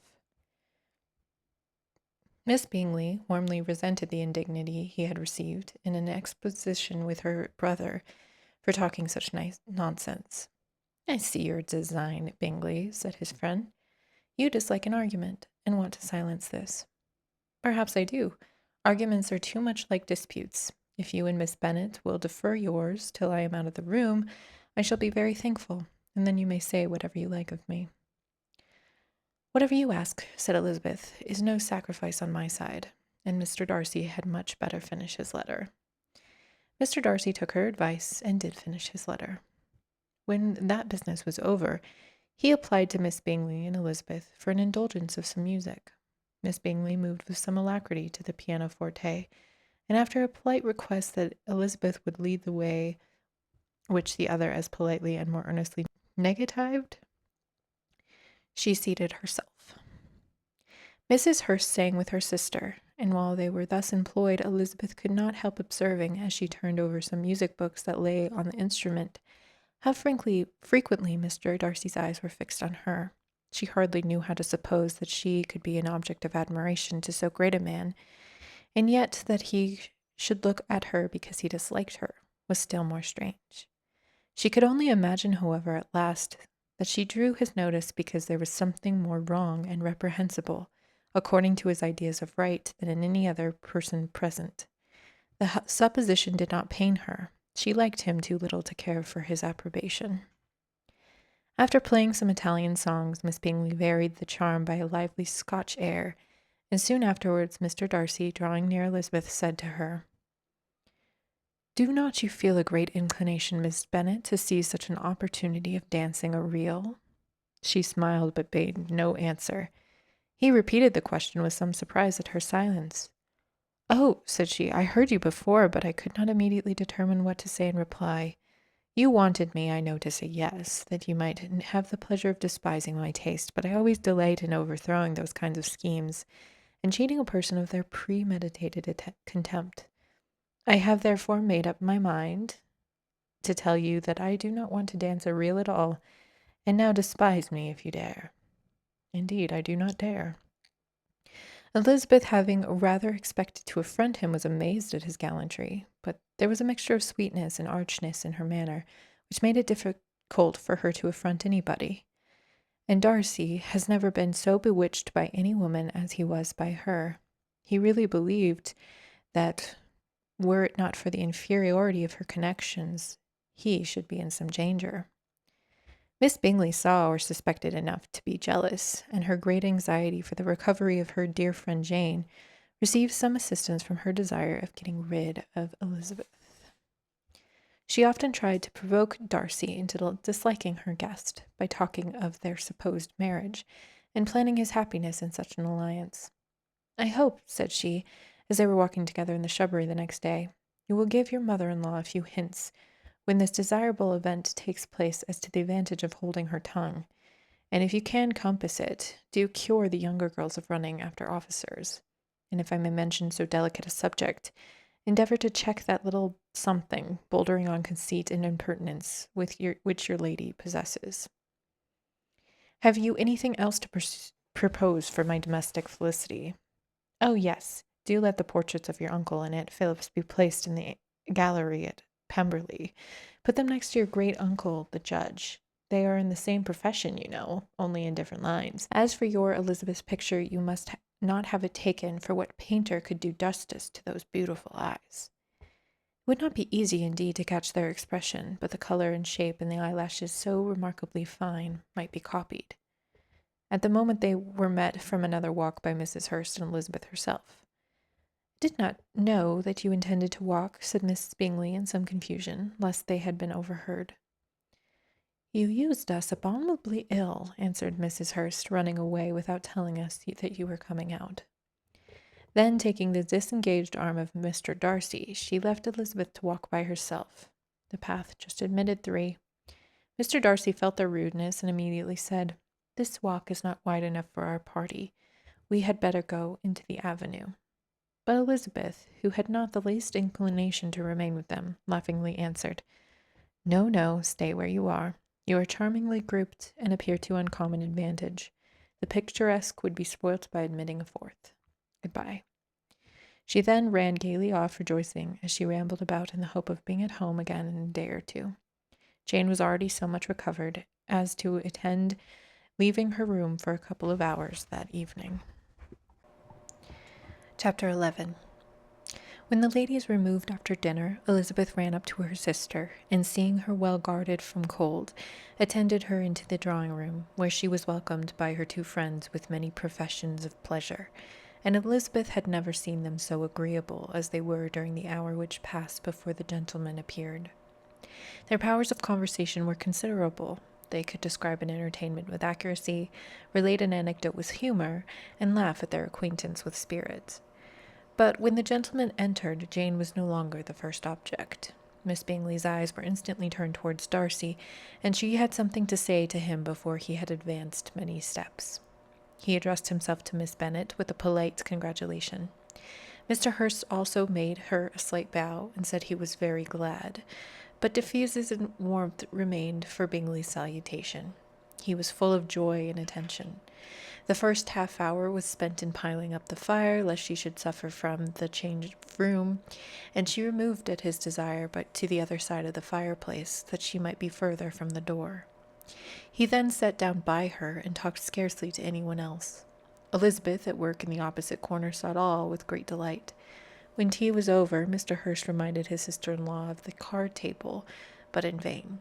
She had obtained private intelligence that Mr. Darcy did not wish for cards, and Mr. Hurst soon found even his open petition rejected. She assured him that no one intended to play, and the silence of the whole party on the subject seemed to justify her. Mr. Hurst had therefore nothing to do but to stretch himself on one of the sofas and go to sleep. Darcy took up a book, Miss Bingley did the same, and Mrs. Hurst, principally occupied in playing with her bracelets and rings, joined now and then in her brother's conversation with Miss Bennet. Miss Bingley's attention was quite as much engaged in watching Mr.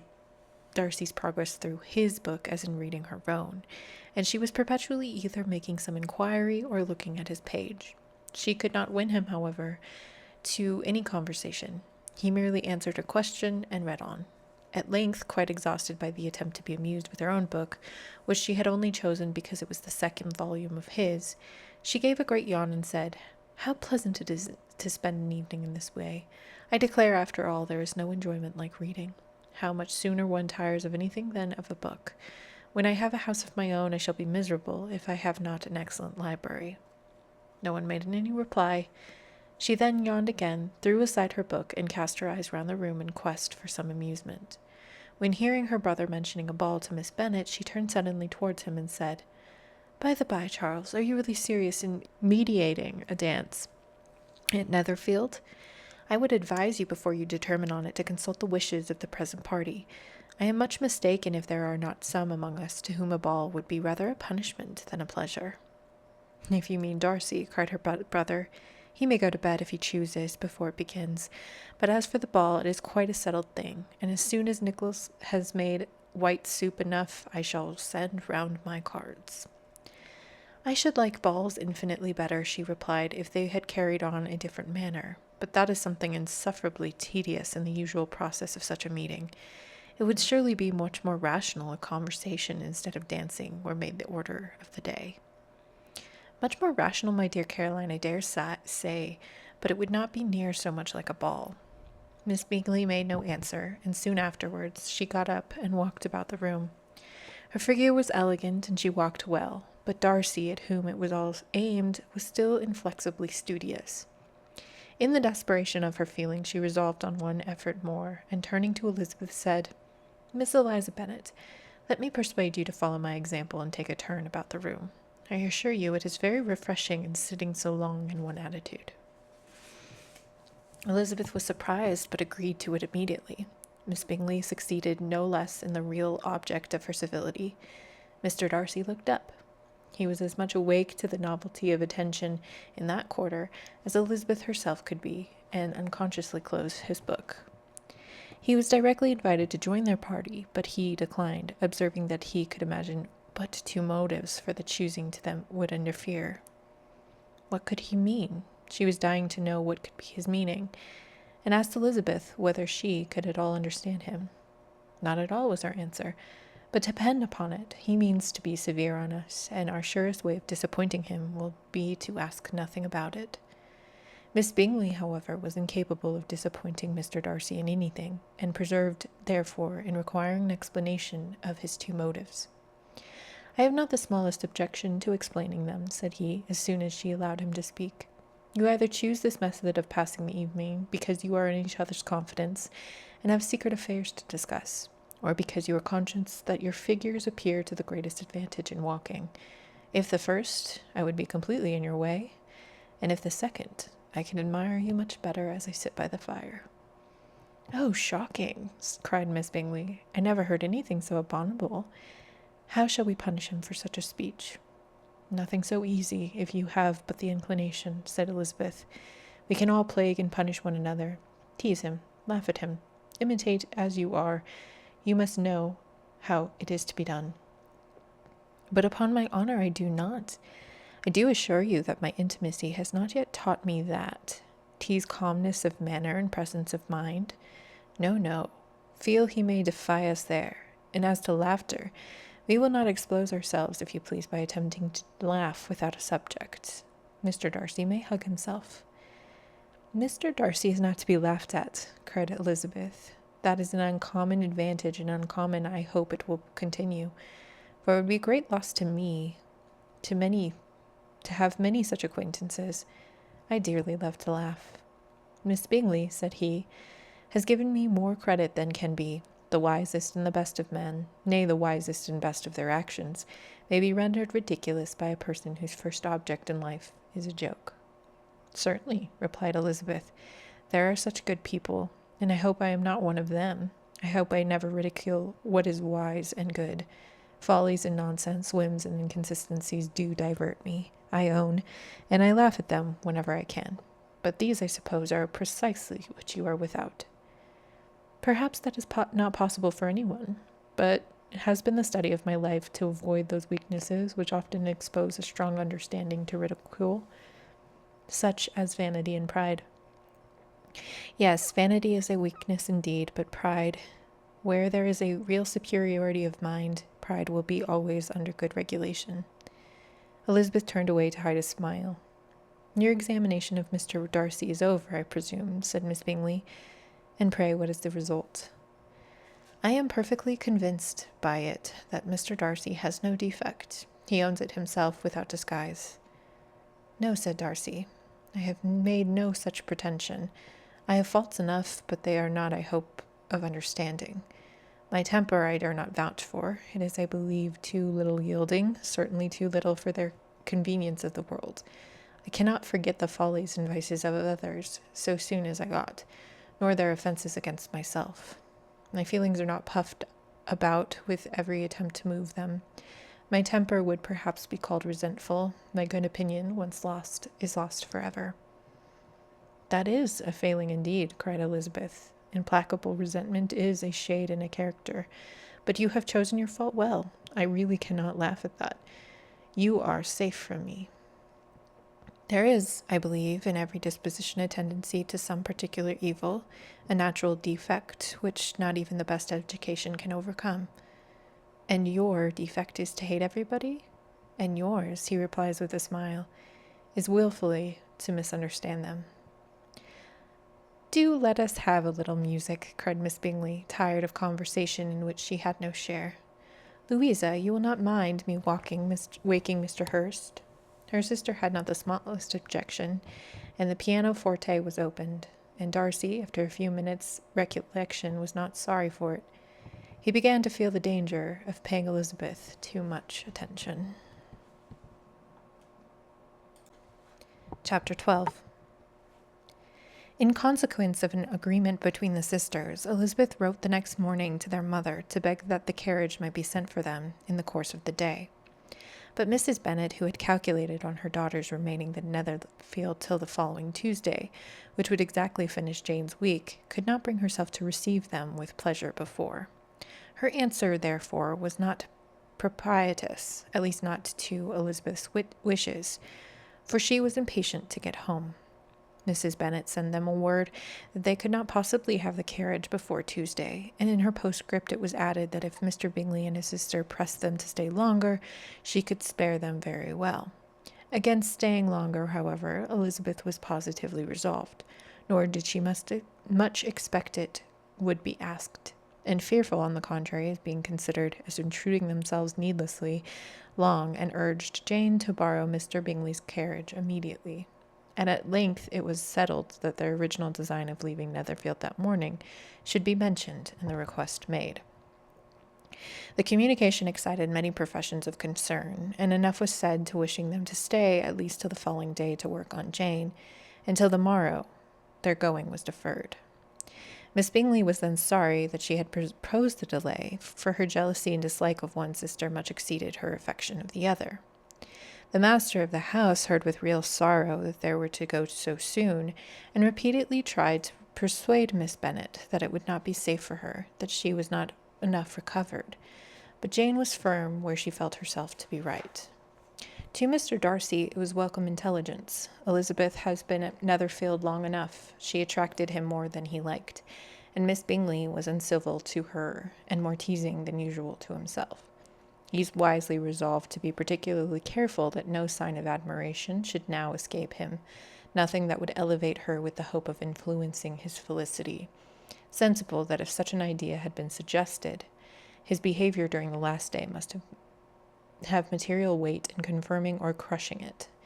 Steady to its purpose, he scarcely spoke 10 words to her through the whole of Saturday, and though they were at one time left by themselves for half an hour, he adhered most conscientiously to his book and would not even look at her.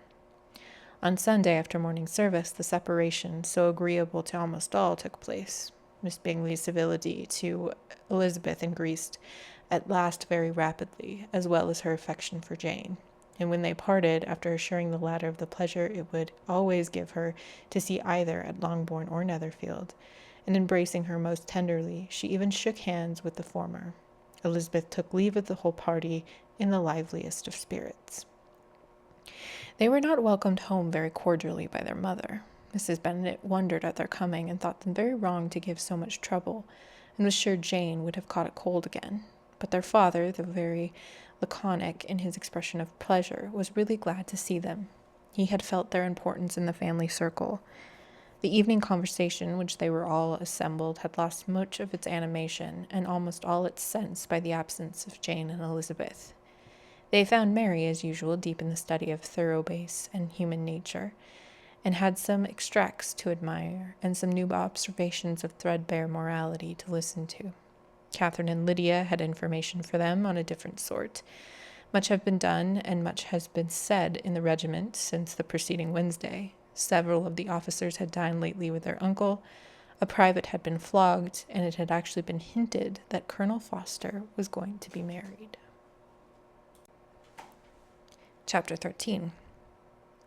I hope, my dear, said Mr. Bennet to his wife, as they were at breakfast the next morning, that you have ordered a good dinner today, because I have reason to expect an addition to our family party. Who do you mean, my dear? I know of nobody that is coming, I am sure, unless Charlotte Lucas should happen to call in, and I hope my dinners are good enough for her. I do not believe she often sees such at home. The person of whom I speak is a gentleman and a stranger. Mrs. Bennet's eyes sparkled. A gentleman and a stranger. It is Mr. Bingley, I am sure. Well, I am sure I shall be extremely glad to see Mr. Bingley, but good Lord, how unlucky. There is not a bit of good fish to be got today. Lydia, my love, ring the bell. I must speak to Hill this moment. It is not Mr. Bingley, said her husband. It is a person whom I never saw in the whole course of my life. This roused a general astonishment, and he had the pleasure of being eagerly questioned by his wife and his 5 daughters at once. After amusing himself some time with their curiosity, he thus explained. About a month ago I received this letter, and about a fortnight ago I answered it, for I thought it was a case of some delicacy and requiring early attention. It is from my cousin, Mr. Collins, who, when I am dead, may turn you all out of the house as soon as he pleases. Oh, my dear, cried his wife, I cannot bear to hear that mentioned.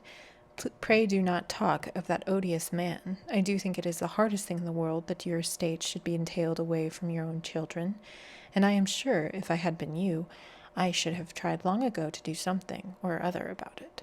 Jane and Elizabeth tried to explain to her the nature of an entail. They had often attempted to do it before, but it was a subject in which Mrs. Bennet was beyond the reach of reason. She continued to rail bitterly about the cruelty of settling an estate away from a family of 5 daughters, in favor of a man who nobody cared anything about. It certainly is a most inquietus affair, said Mr. Bennet, and nothing can clear Mr. Collins from the guilt of inheriting Longbourn. But if you will listen to this letter, you may perhaps be a little softened by his manner of expressing himself. No, that I am sure I shall not, and I think it is very impertinent of him to write to you at all, and very hypocritical. I hate such false friends. Why could he not keep on quarrelling with you, as his father did before him? Why, indeed, he does seem to have some filial scruples on that head, as you will hear. Hunsford, near Westerham, Kent, 15th October. Dear Sir, The disagreement subsisting between yourself and my late honored father always gave me much uneasiness, and since I have had the misfortune to lose him, I have frequently wished to heal the breach. But for some time I was kept back by my own doubts, fearing lest it might seem disrespectful to his memory for me to be on good terms with anyone with whom it had always pleased him to be at variance. There, Mrs. Bennet, my mind, however, is now made up on the subject, for having received ordination at Easter, I have been so fortunate as to be distinguished by the patronage of the Right Honourable Lady Catherine de Bourgh, widow of Sir Louis de Bourgh, whose bounty and beneficence had preferred me to the valuable rectory of this parish, where it shall be my earnest endeavour to demean myself with grateful respect towards her ladyship, and be ever ready to perform those rites and ceremonies which are instituted by the Church of England. As a clergyman, moreover, I feel it is my duty to promote and establish the blessing of peace in all families within the reach of my influence, and on these grounds I flatter myself that my present overtures are highly commendable, and that the circumstance of my being next in the entail of Longbourn estate will be kindly overlooked on your side, and not lead you to reject the offered olive branch. I cannot be otherwise than concerned at being the means of injuring your amiable daughters, and beg leave to apologize for it, as well as to assure you of my readiness to make them every possible amends. But of this hereafter. If you should have no objection to receive me into your house, I propose myself the satisfaction of waiting on you and your family Monday, November 18th by 4 o'clock, and shall probably trespass on your hospitality till the Saturday following, which I can do without any inconvenience, as Lady Catherine is far from objecting to my occasional absence on a Sunday, provided that some other clergyman is engaged to do the duty of the day. I remain, dear sir, with respectful compliments to your lady and daughters, your well-wisher and friend, William Collins. At 4 o'clock, therefore, we may expect this peace-making gentleman, said Mr. Bennet, as he folded up the letter. He seems to be a most conscientious and polite young man, upon my word. I doubt not will prove a valuable acquaintance, especially if Lady Catherine should be so indulgent as to let him come to us again. There is some sense in what he says about the girls, however, and if he is disposed to make them any amends, I shall not be the person to discourage him. Though it is difficult, said Jane, to guess in what way he had mean to make us the atonement he thinks our due, the wish is certainly to his credit. Elizabeth was chiefly struck by this extraordinary deference for Lady Catherine, and his kind intention of christening, marrying, and burying his parishioners whenever it was required. He must be an oddity, I think, said she. I cannot make him out. There is something very pompous in his style, and what can be mean by apologizing for being next in the entail? We cannot suppose he would help it if he could. Could he be a sensible man, sir? No, my dear, I think not. I have great hopes of finding him quite the reverse. There is a mixture of servility and self-importance in his letter which promises well. I am impatient to see him. In point of composition, said Mary, the letter did not seem defective. The idea of the olive branch perhaps is not wholly new, yet I think it is well expressed. To Catherine and Lydia, neither the letter nor its writer were in any degree interesting. It was next to impossible that their cousin should come in a scarlet coat, and it was now some weeks since they had received pleasure from the society of a man in any other color. As for their mother, Mr. Collins's letter had done away much of her ill will, and she was preparing to see him with a degree of composure which astonished her husband and daughters. Mr. Collins was punctual to his time, and was received with great politeness by the whole family.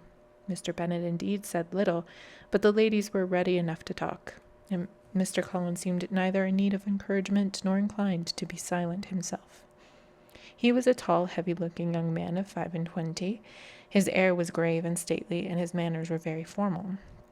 He had not been long seated before he complimented Mr. Bennet on having so fine a family of daughters, said he had heard much of their beauty, but that the instant's fame had fallen short of the truth, and added that he did not doubt her seeing them all in due time disposed of in marriage. The gallantry was not much to the taste of some of his hearers, but Mrs. Bennet, who quarrelled with no compliments, answered most readily. You are very kind, I am sure, and I wish with all my heart it may prove so, for else they would be destitute enough. Things are settled so oddly. You allude, perhaps, to the entail of this estate. Ah, sir, I do indeed. It is a grievous affair to my poor girls, you must confess. Not that I mean to find fault with you, for such things I know are all chance in this world.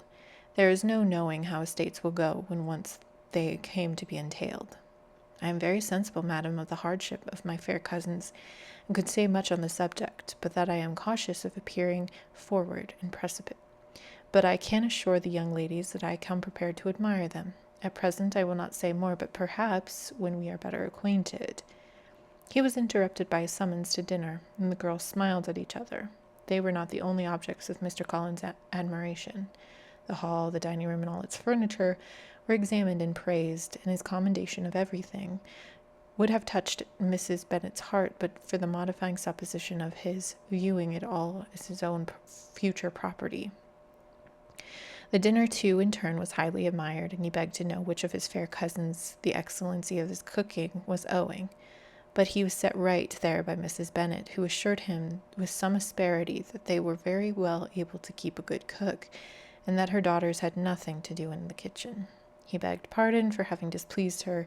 In a softened tone he declared himself not at all offended, but he continued to apologize for about a quarter of an hour. Chapter 14. During dinner, Mr. Bennet scarcely spoke at all, but when the servants were withdrawn, he thought it time to have some conversation with his guest, and therefore started a subject in which he expected him to shine. By observing that he seemed very fortunate in his patroness, Lady Catherine de Bourgh's attention to his wishes and consideration for his comfort appeared very remarkable. Mr. Bennet could not have chosen better. Mr. Collins was eloquent in her praise.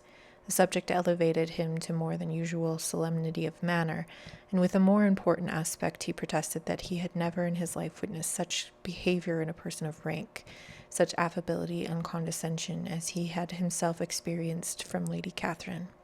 She had been graciously pleased to approve of both of the discourses which he had already had the honor of preaching before her.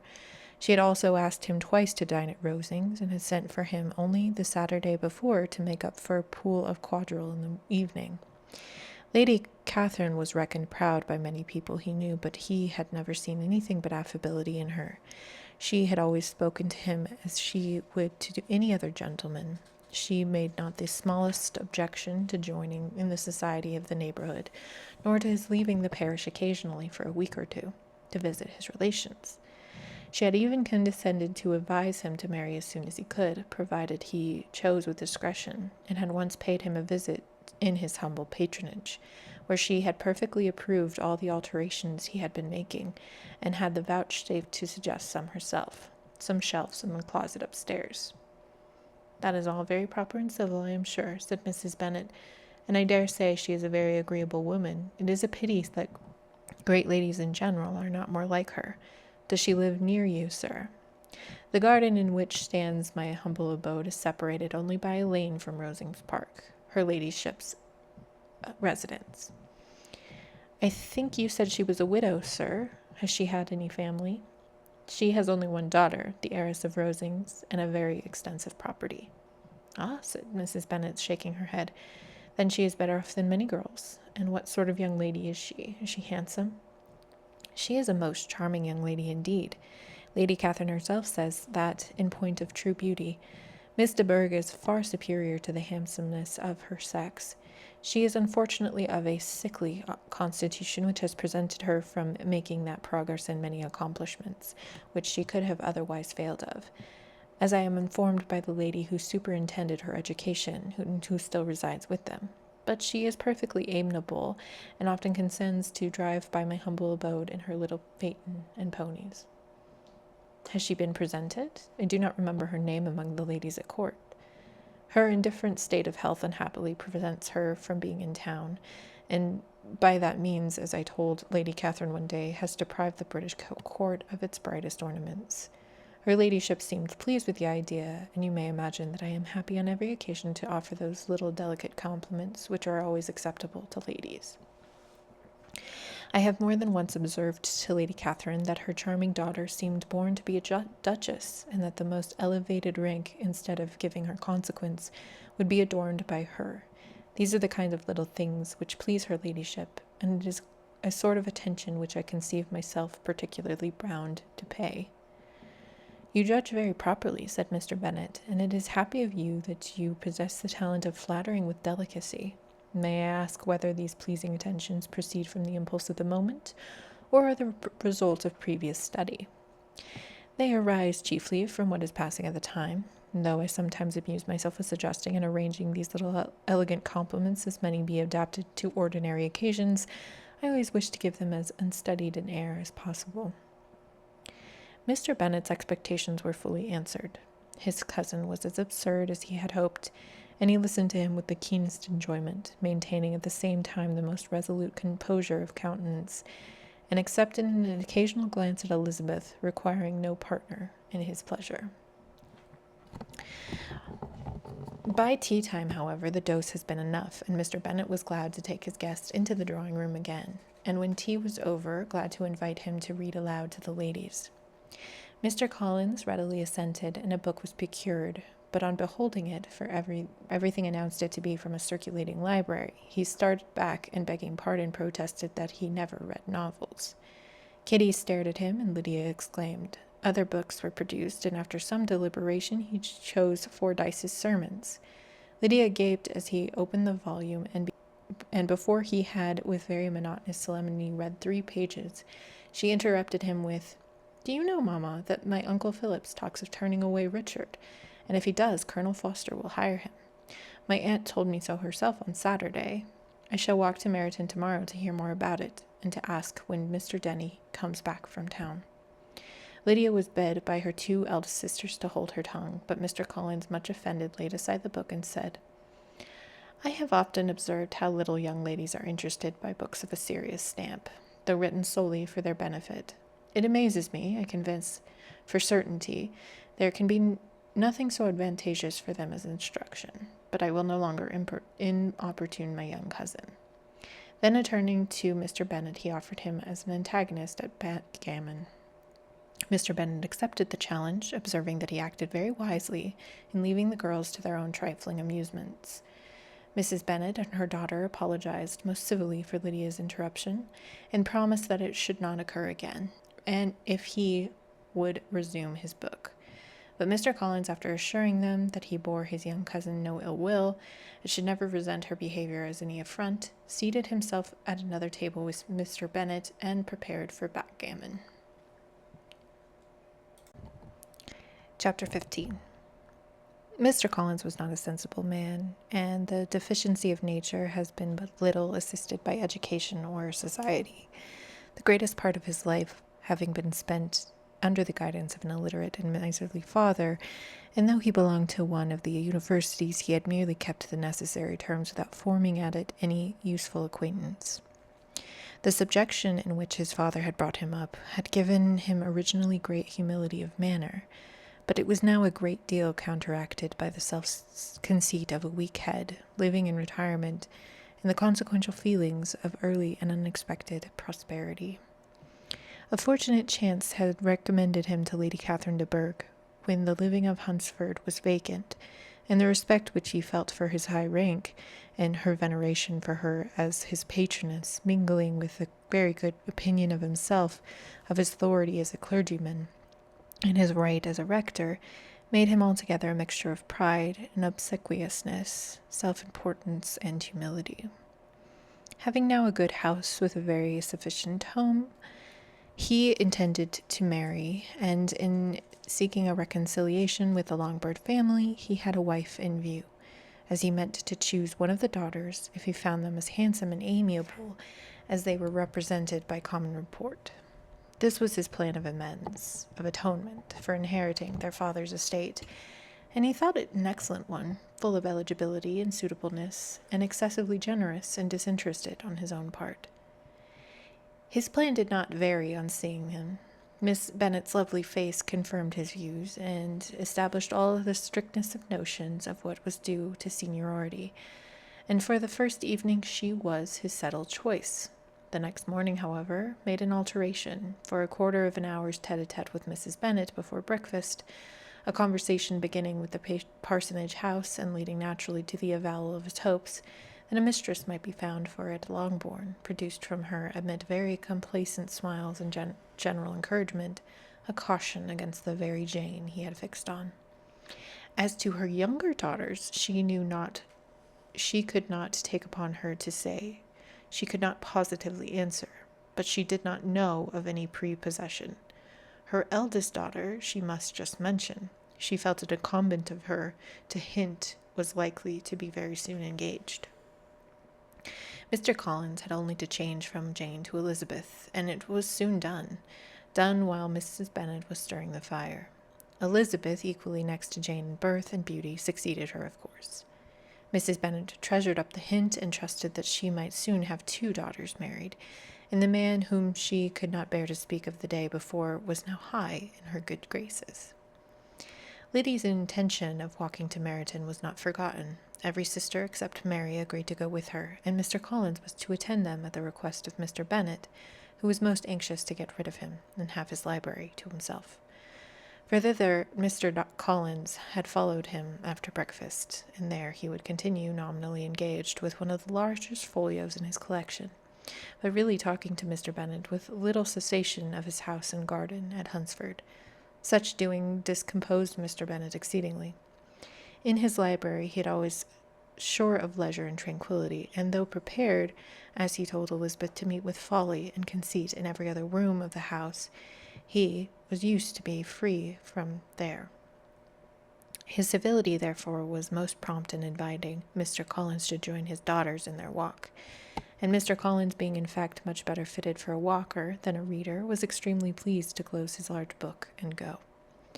In pompous nothings on his side, the civil assents on that of his cousins, their time passed till they entered Meryton. The attention of the younger ones was then no longer to be gained by him. Their eyes were immediately wandered up in the streets in quest of the officers, and nothing less than a very smart bonnet indeed, or a really new muslin in a shop window could recall them. But the attention of every lady was soon caught by a young man whom they had never seen before, of most gentlemanlike appearance, walking with another officer on the other side of the way. The officer was the very Mr. Denny concerning whose return from London Lydia came to inquire, and he bowed as they passed. All were struck with the stranger's air, all wondered who he could be, and Kitty and Lydia determined it impossible to find out, led the way across the street, under pretense of wanting something in an opposite shop, and fortunately had just gained the pavement when the 2 gentlemen, turning back, had reached the same spot. Mr. Denny addressed them directly, and entreated permission to introduce his friend, Mr. Wickham, who had returned with him the day before from town, and he was happy to say had accepted a commission in their corps. This was exactly as it should be, for the young man wanted only regimentals to make him completely charming. His appearance was greatly in his favor. He had all the best part of beauty, a fine countenance, a good figure, and a very pleasing address. The introduction was following up on his side by happy readiness of conversation, a readiness at the same time perfectly correct and unassuming, and the whole party was still standing and talking together very agreeably when the sound of horses drew their notice, and Darcy and the 2 gentlemen came directly towards them, and began the usual civilities. Bingley was the principal spokesman, and Miss Bennet the principal object. He was then, he said, on his way to Longbourn on purpose to inquire after her. Mr. Darcy corroborated it with a bow, and was beginning to determine not to fix his eyes on Elizabeth, when they were suddenly arrested by the sight of the stranger, and Elizabeth, happening to see the countenance of both as they looked at each other, was all astonishment, as Wickham, after a few moments, touched his hat, a salutation which Mr. Darcy just deigned to return. What could be the meaning of it? It was impossible to imagine. It was impossible not to long to know. In another minute, Mr. Bingley, but without seeming to have noticed what passed, took leave and rode on with his friend. Mr. Denny and Mr. Wickham walked with the young ladies to the door of Mr. Phillips's house, and then made their bows in spite of Miss Lydia's pressing entreaties that they should come in, and even in spite of Mrs. Phillips's throwing up the parlor window and loudly seconding the invitation. Mrs. Phillips was always glad to see her nieces, and the 2 eldest from their recent absence were particularly welcome, and she was eagerly expressing her surprise at their sudden return home, which, as their own carriage had not fetched them, she should have known nothing about if she had not happened to see Mr. Jones's shop boy in the street, who had told her that they were not to send any more draughts to Netherfield, because the Miss Bennets were come away, when her civility was claimed towards Mr. Collins by Jane's introduction of him. She received him with her very best politeness, which he returned with as much more apologizing for his intrusion, without any previous acquaintance with her, which he could not help flattering himself, however, might be justified by his relationship to the young ladies who introduced him to her notice. Mrs. Philip was quite awed by such an excess of good breeding, but her contemplation of one stranger was soon put to an end by exclamations and inquiries about the other, of whom, however, she could only tell her nieces that they already knew that Mr. Denny had brought him from London, and that he was to be a lieutenant's commission in the shire. She had been watching him the last hour, she said, as he walked up and down the street, and Mr. Wickham appeared. Kitty and Lydia would certainly have continued the occupation, but unluckily no one passed windows now, except a few of the officers who, in comparison with the stranger, had become stupid, disagreeable fellows. Some of them were to dine with the Phillips the next day, and their aunt promised to make her husband call on Mr. Wickham and give him an invitation also, if the family from Longbourn would come in the evening. This was agreed to, and Mr. Phillips protested that they would have a nice, comfortable, noisy game of lottery tickets, and a little bit of hot supper afterwards. The prospect of such delights were very cheering, and they parted in mutual good spirits. Mr. Collins repeated his apologies in quitting the room, and was assured with unwearying civility that they were perfectly needless. As they walked home, Elizabeth related to Jane what she had seen pass between the two gentlemen, but though Jane would have defended either or both, had they appeared to be in the wrong, she could no more explain such behavior than her sister. Mr. Collins, on his return, highly gratified Mrs. Bennet by admiring Mrs. Phillips's manners and politeness. He promised that, except Lady Catherine and her daughter, he had never seen a more elegant woman, for she had not only received him with the utmost civility, but even pointedly included him in her invitation for the next evening, although utterly unknown to her before, something he supposed might be attributed to his connection with them, but yet he had never met with so much attention in the whole course of his life. Chapter 16. As no obligation was made to the young people's engagement with their aunt, and all Mr. Collins's scruples of leaving Mr. and Mrs. Bennet for a single evening during his visit were steadily resisted, the coach conveyed him and his 5 cousins at a suitable hour to Meryton, and the girls had the pleasure of hearing, as they entered the drawing-room, that Mr. Wickham had accepted their uncle's invitation, and was in the house. When this information was given, and they were all taking their seats, Mr. Collins was at leisure to look around him and admire, and he was so much struck with the size and furniture of the apartment that he declared he must have supposed himself in the small summer breakfast parlor at Rosings. A comparison that did not at first convey much gratification, but when Mrs. Phillips understood from him what Rosings was, and who was its proprietor, when she had listened to the description of only one of Lady Catherine's drawing-rooms, and found that the chimney-piece alone had cost £800, she felt all the force of the compliment, and would hardly have resented a comparison with the housekeeper's room. In describing to her all the grandeur of Lady Catherine and her mansion, with occasional digressions of praise of his own humble abode, and the improvements it was receiving, he was happily employed until the gentlemen joined them, and he found in Mrs. Phillips a very attentive listener, whose opinion of his consequence increased with what she heard, and who was resolving to retail it all amongst her neighbours as soon as she could. To the girls who could not listen to their cousin, and who had nothing to do but to wish for an instrument and examine their own indifferent imitations of china on the mantelpiece, the interval of waiting appeared very long. It was over at last, however. The gentleman did approach, and when Mr. Wickham walked into the room, Elizabeth felt that she had neither been seeing him before, nor thinking of him since, with the smallest degree of unreasonable admiration. The officers of the shire were in general a very credible, gentlemanlike set, and the best of them were of the present party. But Mr. Wickham was as far beyond them all, in person, countenance, air, and walk, as they were superior to the broad-faced, stuffy Uncle Phillips, breathing port wine, who followed them into the room. Mr. Wickham was the happy man towards whom almost every female eye was turned, and Elizabeth was the happy woman by whom he finally sated himself. And the agreeable manner in which he immediately fell into conversation, though it was only on its being a wet night, made her feel that the commonest, dullest, most threadbare topic might be rendered interesting by the skill of the speaker. With such rivals for the notice of the fair as Mr. Wickham and the other officers, Mr. Collins seemed to sink into insignificance. To the young ladies he certainly was nothing. But he had still at intervals a kind listener in Mrs. Phillips, and was by her watchfulness most abundantly supplied with coffee and muffin. When the card tables were placed, he had the opportunity of obliging her in return by sitting down to whist. "I know little of the game at present," said he, "but I shall be glad to improve myself, for in my situation of life." Mrs. Phillips was very glad for his compliance, but could not wait for his reason. Mr. Wickham did not play at whist, and with ready delight was he received at the other table between Elizabeth and Lydia. At first there seemed danger of Lydia's engrossing him entirely, for she was most determined talker, but being likewise extremely fond of lottery tickets, she soon grew too much interested in the game, too eager in making bets and exclaiming after prizes to have attention for anyone in particular.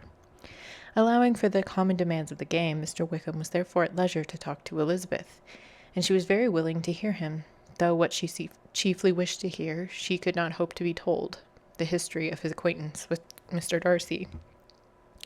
She dared not even mention the gentleman. Her curiosity, however, was unexpectedly relieved. Mr. Wickham began the subject himself. He inquired how far Netherfield was from Meryton, and after receiving her answer, asked in a hesitating manner how long Mr. Darcy had been staying there. "About a month," said Elizabeth, and then, unwilling to let the subject drop, added, "He is a man of very large property in Derbyshire, I understand." "Yes," replied Mr. Wickham. "His estate there is a noble one, a clear 10,000 per annum.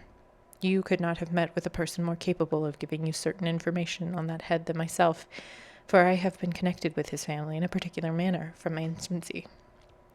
Elizabeth could not but look surprised. "You may be well surprised, Miss Bennet, at such an assertion, after seeing, as you probably might, the very cold manner of our meeting yesterday. Are you much acquainted with Mr. Darcy?" "As much as I ever wished to be," cried Elizabeth very warmly. "I have spent 4 days in the same house with him, and I think him very disagreeable." "I have no right to give my opinion," said Wickham, "as to being agreeable or otherwise. I am not qualified to form one. I have known him too long and too well to be a fair judge. It is impossible for me to be impartial, but I believe your opinion of him would in general astonish, and perhaps you would not express it quite so strongly anywhere else. Have you are in your own family?" "Upon my word, I say no more here than I might say in any house in the neighbourhood except Netherfield. He is not at all liked in Hertfordshire. Every one is disgusted with his pride. You will not find him more favourably spoken of by any one." "I cannot pretend to be sorry," said Wickham, after a short interruption, "that he or that any man should not be estimated beyond their deserts. But with him, I believe, it does not often happen. The world is blinded by his fortune and consequence, or frightened by the high and imposing manners, and sees him only as he chooses to be seen. I should take him even on my slight acquaintance to an ill-tempered man." Wickham only shook his head. "I wonder," said he, at the next opportunity of speaking, "whether he is likely to be in this country much longer." "I do not at all know, but I heard nothing of his going away when I was at Netherfield. I hope your plans in favour of the shire will not be affected by him being in the neighbourhood." "Oh, no. It is not for me to be driven away by Mr. Darcy. If he wishes to avoid seeing me, he must go. We are not on friendly terms, and it always gives me pain to meet him, but I have no reason of avoiding him, but what I might proclaim before all the world, a sense of very great ill usage, and most painful regrets at his being what he is. His father, Miss Bennet, the late Mr. Darcy, was one of the best men that ever breathed, and the truest friend I ever had, and I can never be in company with this Mr. Darcy without being grieved to the soul by 1,000 tender recollections. His behaviour to myself has been scandalous. but I verily believe I could forgive him anything and everything rather than his disappointing the hopes and disgracing the memory of his father. Elizabeth found the interest of the subject increase and listened with all her heart, but the delicacy of it prevented further inquiry. Mr. Wickham began to speak on more general topics, Meryton, the neighborhood, the society, appearing highly pleased with all he had yet seen, and speaking of the latter with gentle but very intelligible gallantry. It was the prospect of constant society and good society, he added, which was my chief inducement to enter the shire.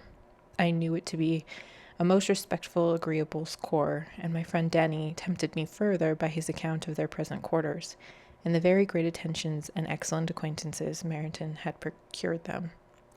Society, I own, is necessary to me. I have been a disappointed man, and my spirits will not bear solitude. I must have employment in society. A military life is not what I had intended for, but circumstances had now made it eligible. The church ought to have been my profession. I was brought up for the church, and I should at this time have been in possession of a most valuable living, had it pleased the gentleman we were speaking of just now. Indeed? Yes. The late Mr. Darcy bequeathed me the next presentation of the best living in his gift. He was my godfather, and excessively attached to me. I cannot do justice to the kindness. He meant to provide for me amply, and thought he had done it, but when the living fell, it was given elsewhere. Good heavens, cried Elizabeth, but how could that be? How could his will be disregarded? Why did you not seek legal redress?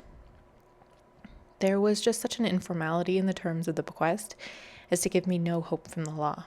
A man of honor could not have doubted the intention, but Mr. Darcy chose to doubt it, or to treat it as merely conditional recommendation, and to assert that I had forfeited all claim to it by extravagance, impudence, in short, anything or nothing.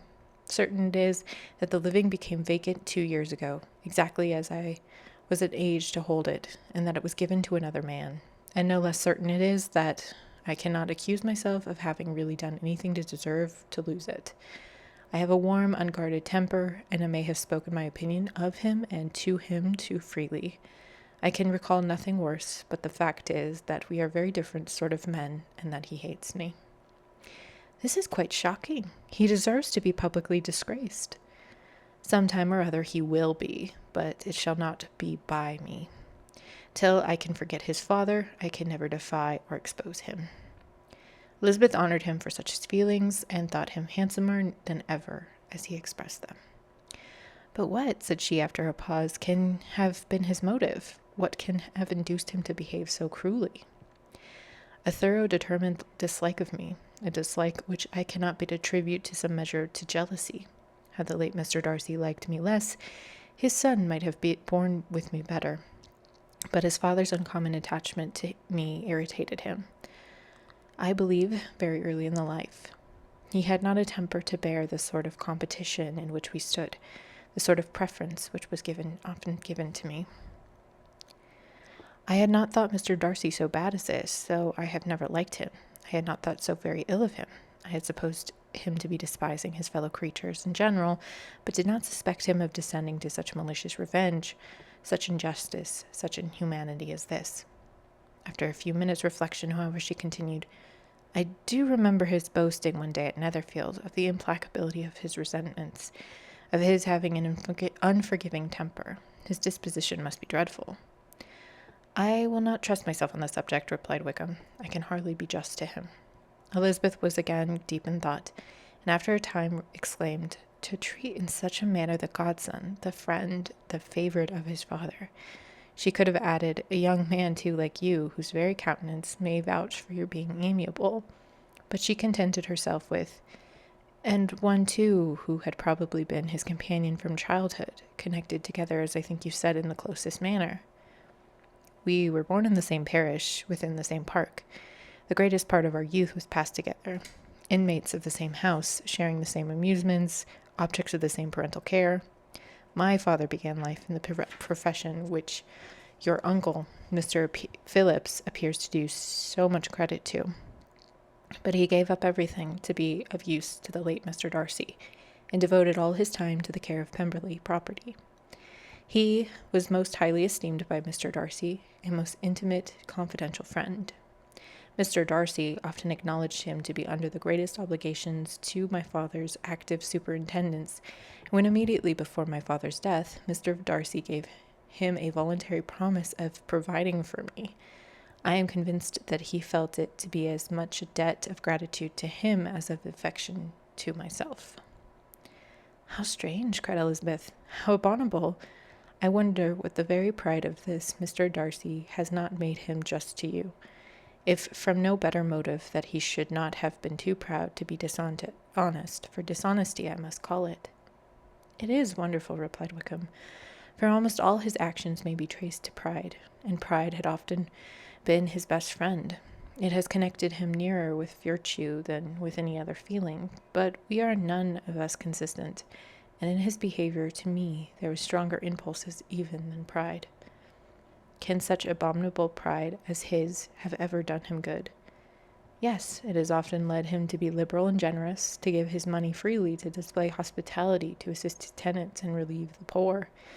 Family pride and filial pride, for he is very proud of what his father was, have done this, not to appear to disgrace his family, to degenerate from the popular qualities or lose the influence of the Pemberley house is a powerful motive. He has also brotherly pride, which, with some brotherly affection, makes him a very kind and careful guardian of his sister, and you will hear him generally cried up as the most attentive and best of brothers. What sort of girl is Miss Darcy? He shook his head. I wish I could call her amiable. It gives me pain to speak ill of a Darcy, but she is too much like her brother. Very, very proud.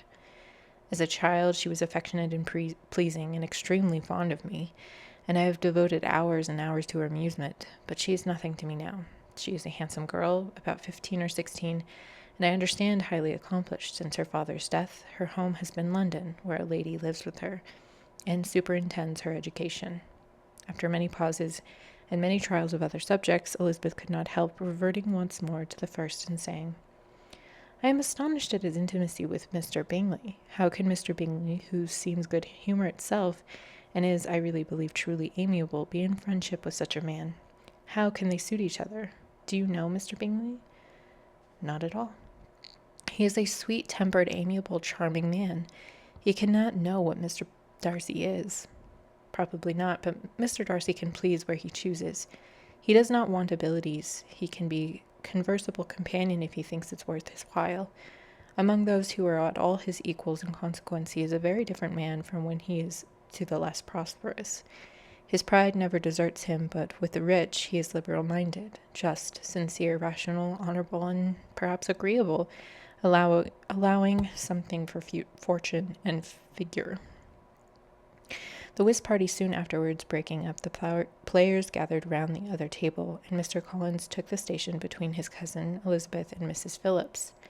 The usual inquiries to his success was made by the latter. It was not very great. He had lost every point, but when Mrs. Phillips began to express her concern thereupon, he assured her with much earnest gravity that it was not of the least importance, that he considered the money as a mere trifle, and begged that she would not make herself uneasy. I know very well, madam, said he, that when persons sit down at a card table, they must take their chance of these things, and happily I am in not such circumstances as to make 5 shillings any object. There are undoubtedly many who could not say the same, but thanks to Lady Catherine de Bourgh, I am removed far beyond the necessity of regarding little matters. Mr. Wickham's attention was caught, and after observing Mr. Collins for a few moments, he asked Elizabeth in a low voice whether her relation was very intimately acquainted with the family of de Bourgh. Lady Catherine de Bourgh, she replied, has very lately given him a living. I hardly know how Mr. Collins was first introduced to her notice, but he certainly has not known her long. You know, of course, that Lady Catherine de Bourgh and Lady Anne Darcy were sisters, consequently that she is the aunt to the present Mr. Darcy. No, indeed, I did not. I know nothing at all of Lady Catherine's connections. I never heard of her existence till the day before yesterday. Her daughter, Miss de Bourgh, will have a very large fortune, and it is believed that she and her cousin will unite the 2 estates. This information made Elizabeth smile, as she thought of poor Miss Bingley. Vain indeed must be all of her attentions, vain and useless her affection for his sister, and her praise of herself if she was already self-destined for another. Mr. Collins, said she, speaks highly both of Lady Catherine and her daughter, but from some particulars that he had related of her ladyship, I suspect his gratitude misleads him, and that in spite of her being his patroness, she is an arrogant, conceited woman. I believe her to be both in a great degree, replied Wickham. I have not seen her for many years, but I very well remember that I never liked her, and that her manners were dictatorial and insolent. She had the reputation of being remarkably sensible and clever, but I rather believe she deprives part of her abilities from her rank and fortune, part from her authoritative manner, and the rest from her pride of her nephew, who chooses that every one connected with him should have an understanding of the first class. Elizabeth allowed that he had been given a very rational account of it, and they continued talking together with mutual satisfaction till supper put an end to cards, and gave the rest of the ladies their share of Mr. Wickham's attention. There could be no conversation in the noise of Mrs. Phillips's supper party, but his manners recommended him to everybody. Whatever he said was said well, and whenever he did, done gracefully. Elizabeth went away with her head full of him. She could think of nothing but of Mr. Wickham, and of what he had told her all the way home. But there was not a time for her even to mention his name as they went, for neither Lydia nor Mr. Collins were once silent. Lydia talked incessantly of lottery tickets, of the fish she had lost and the fish she had won, and Mr. Collins, in describing the civility of Mr. and Mrs. Phillips, protesting that he did not in the least regard his losses at whist, enumerating all the dishes at supper, and repeatedly fearing that he crowded his cousins, and more to say that he could well manage before the carriage stopped at Longbourn House. Chapter 17. Elizabeth related to Jane the next day what had passed between Mr. Wickham and herself. Jane listened with astonishment and concern. She knew not how to believe that Mr. Darcy could be so unworthy of Mr. Bingley's regard, and yet it was not in her nature to question the veracity of a young man of such amiable appearance as Wickham. The possibility of his having endured such unkindness was enough to interest all her tender feelings, and nothing remained therefore to be done but to think well of them both, to defend the conduct of each, and throw into the account of accident or mistake whatever could not be otherwise explained. They have both, said she, been deceived, I dare say, in some way or another, of which we can form no idea. Interested people have perhaps misrepresented each to the other. It is, in short, impossible for us to conjecture the causes or circumstances which may have alienated them, without actual blame on either side. Very true indeed. Now, my dear Jane, what have you got to say on behalf of the interested people who have probably been concerned in the business?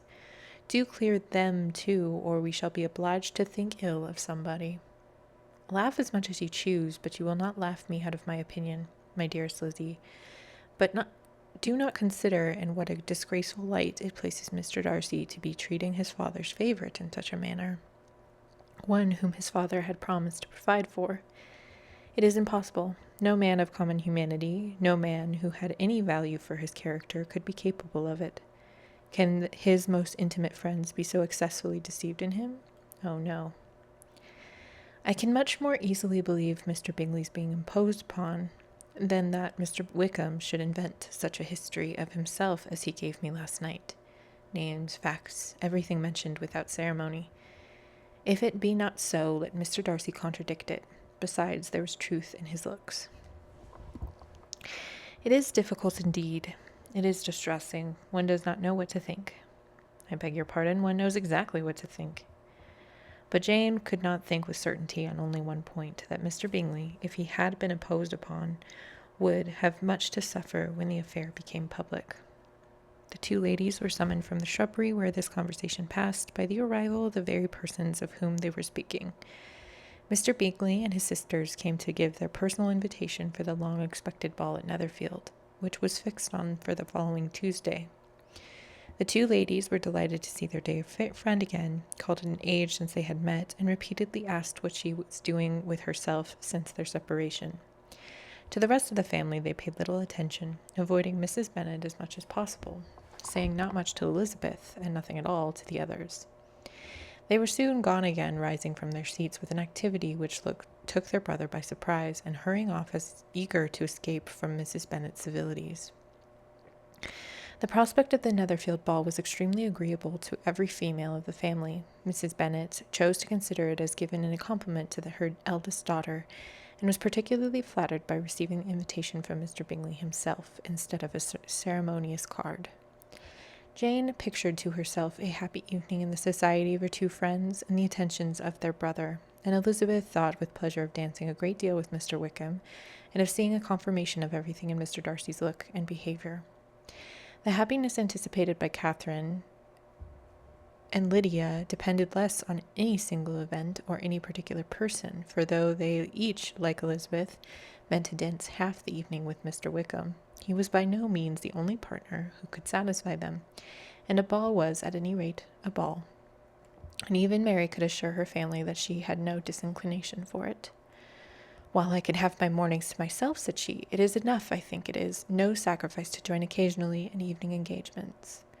Society has claims on us all, and I profess myself one of those who consider intervals of recreation and amusement as desirable for everybody." Elizabeth's spirits were so high on this occasion that though she did not often speak unnecessarily to Mr. Collins, she could not help asking him whether he intended to accept Mr. Bingley's invitation, and if he did, whether he would think it proper to join in the evening's amusement, and she was rather surprised to find that he entertained no scruple whatever on that head, and was very far from dreading a rebuke either from the Archbishop or Lady Catherine de Bourgh by venturing to dance. "I am by no means of the opinion, I assure you," said he, "that a ball of this kind, given by a young man of character, so respectable people, can have any evil tendency, and I am so far from objecting to dancing myself, that I shall hope to be honoured with the hands of all my fair cousins in the course of the evening, and I take this opportunity of soliciting yours, Miss Elizabeth, for the first two dances, especially a preference, which I trust my cousin Jane will attribute to the right cause, and not to any disrespect for her." Elizabeth felt herself completely taken in. She had fully proposed being engaged by Mr. Wickham for those very dances, and to have Mr. Collins instead. Her liveliness had never been worse timed. There was no help for it, however. Mr. Wickham's happiness and her own were perforce delayed a little longer, and Mr. Collins's proposal accepted with as good a grace as she could. She was not the better pleased with the gallantry from the idea it suggested of something more.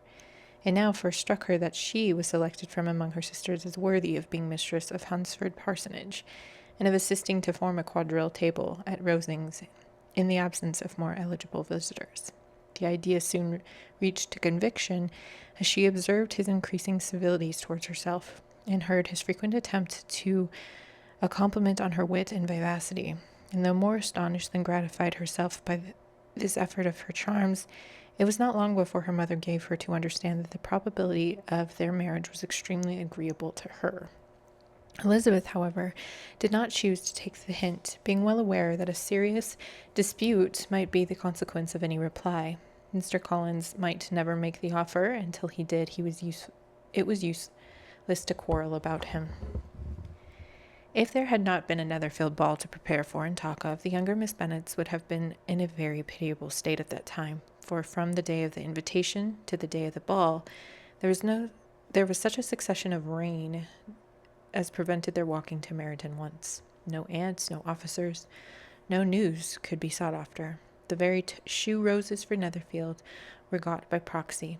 Even Elizabeth might have found some trial of her patience in weather which totally suspended the improvement of her acquaintance with Mr. Wickham, and nothing less than a dance on Tuesday could have made such a Friday, Saturday, Sunday, and Monday endurable to Kitty and Lydia.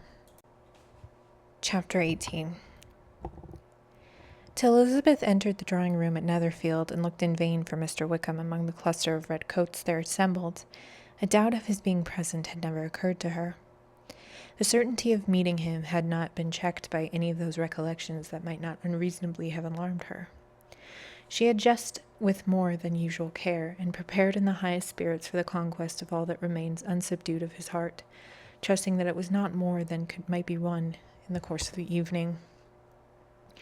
But in an instant arose the dreadful suspicion of his being purposely omitted by Mr. Darcy's pleasure in the Bingleys' invitation to the officers, and though this was not exactly the case, the absolute fact of his absence was pronounced by his friend Denny, to whom Lydia eagerly applied, and who told them that Wickham had been obliged to go to town on business the day before, and had not yet returned, adding with a significant smile, I do not imagine his business would have called him away just now, if he had not wanted to avoid a certain gentleman here. This part of his intelligence, so unheard by Lydia, was caught by Elizabeth, and as it assured her that Darcy was not less answerable for Wickham's absence than if her first surmise had been just, every feeling of displeasure against the former was so sharpened by immediate disappointment that she could hardly reply with tolerable civility to the polite inquiries which he directly afterwards approached to make. Attendance, forbearance, patience with Darcy was injury to Wickham. She was resolved against any sort of conversation with him, and turned away with a degree of ill humor which she could not wholly surmount even in speaking to Mr. Bingley, whose blind partiality provoked her. But Elizabeth was not formed for ill humor, and though every prospect of her own was destroyed for the evening, it could not dwell long on her spirits, and having told all her griefs to Charlotte Lucas, whom she had not seen for a week, she was soon able to make a voluntary transition to the oddities of her cousin, and to point him out to her particular notice. The first 2 dances, however, brought a return of distress. They were dances of mortification. Mr. Collins, awkward and solemn, apologizing instead of attending, and often moving wrong without being aware of it, gave her all the shame and misery with a disagreeable partner for a couple of dances can give. The moment of her release from him was ecstasy. She danced next with an officer, and had the refreshment of talking of Wickham, and of hearing that he was universally liked. When those dances were over, she returned to Charlotte Lucas, and was in a conversation with her when she found herself suddenly addressed by Mr. Darcy, who took her so much by surprise in his application for her hand that, without knowing what she did, she accepted him. He walked away again immediately, and she was left to fret over her own want of presence of mind.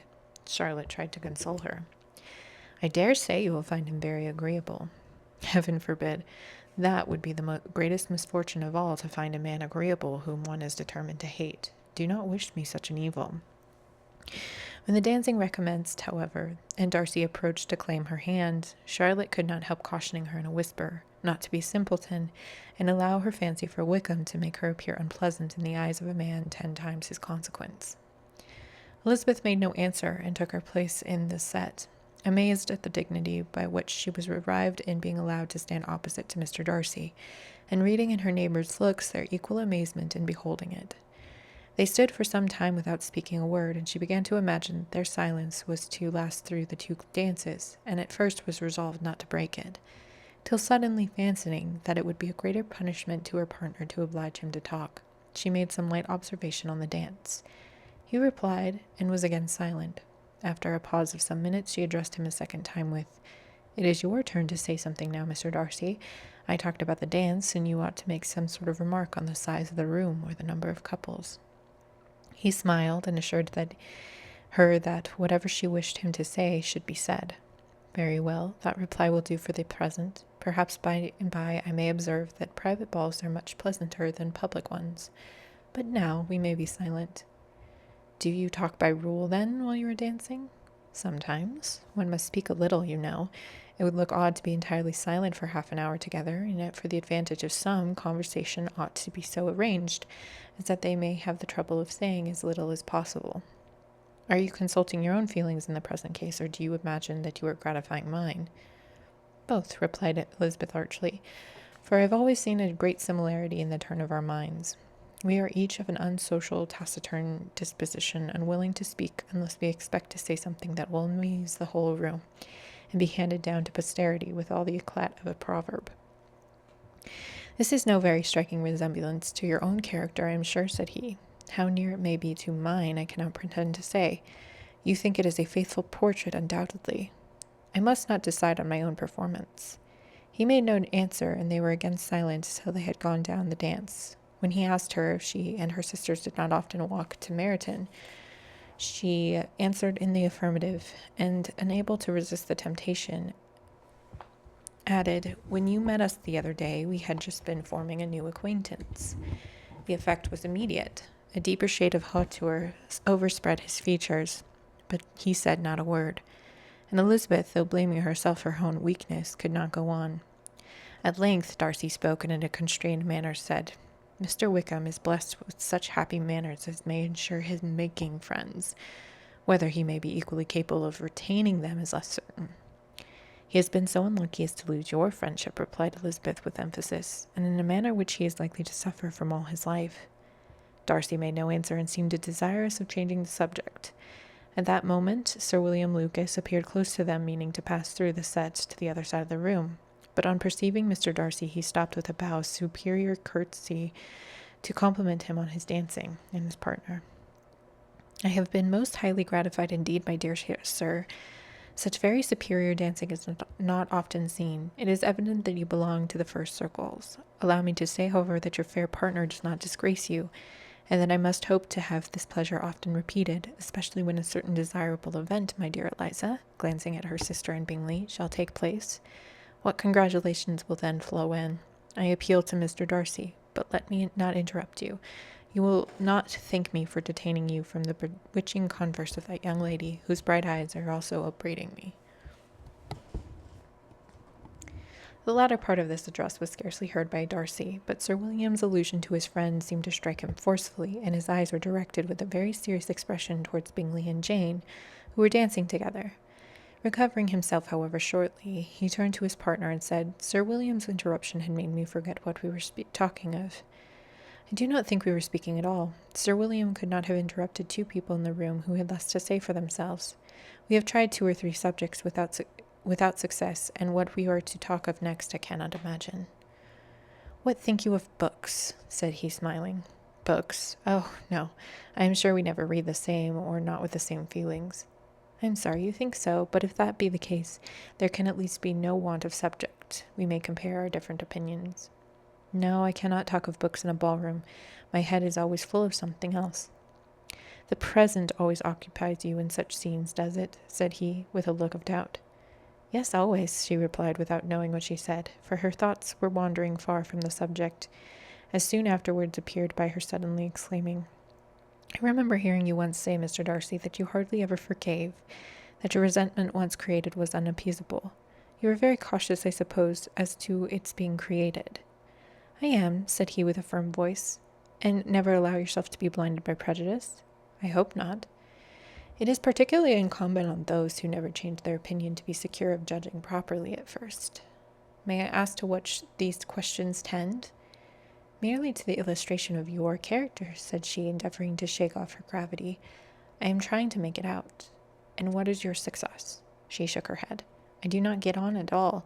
I hear such different accounts of you as to puzzle me exceedingly.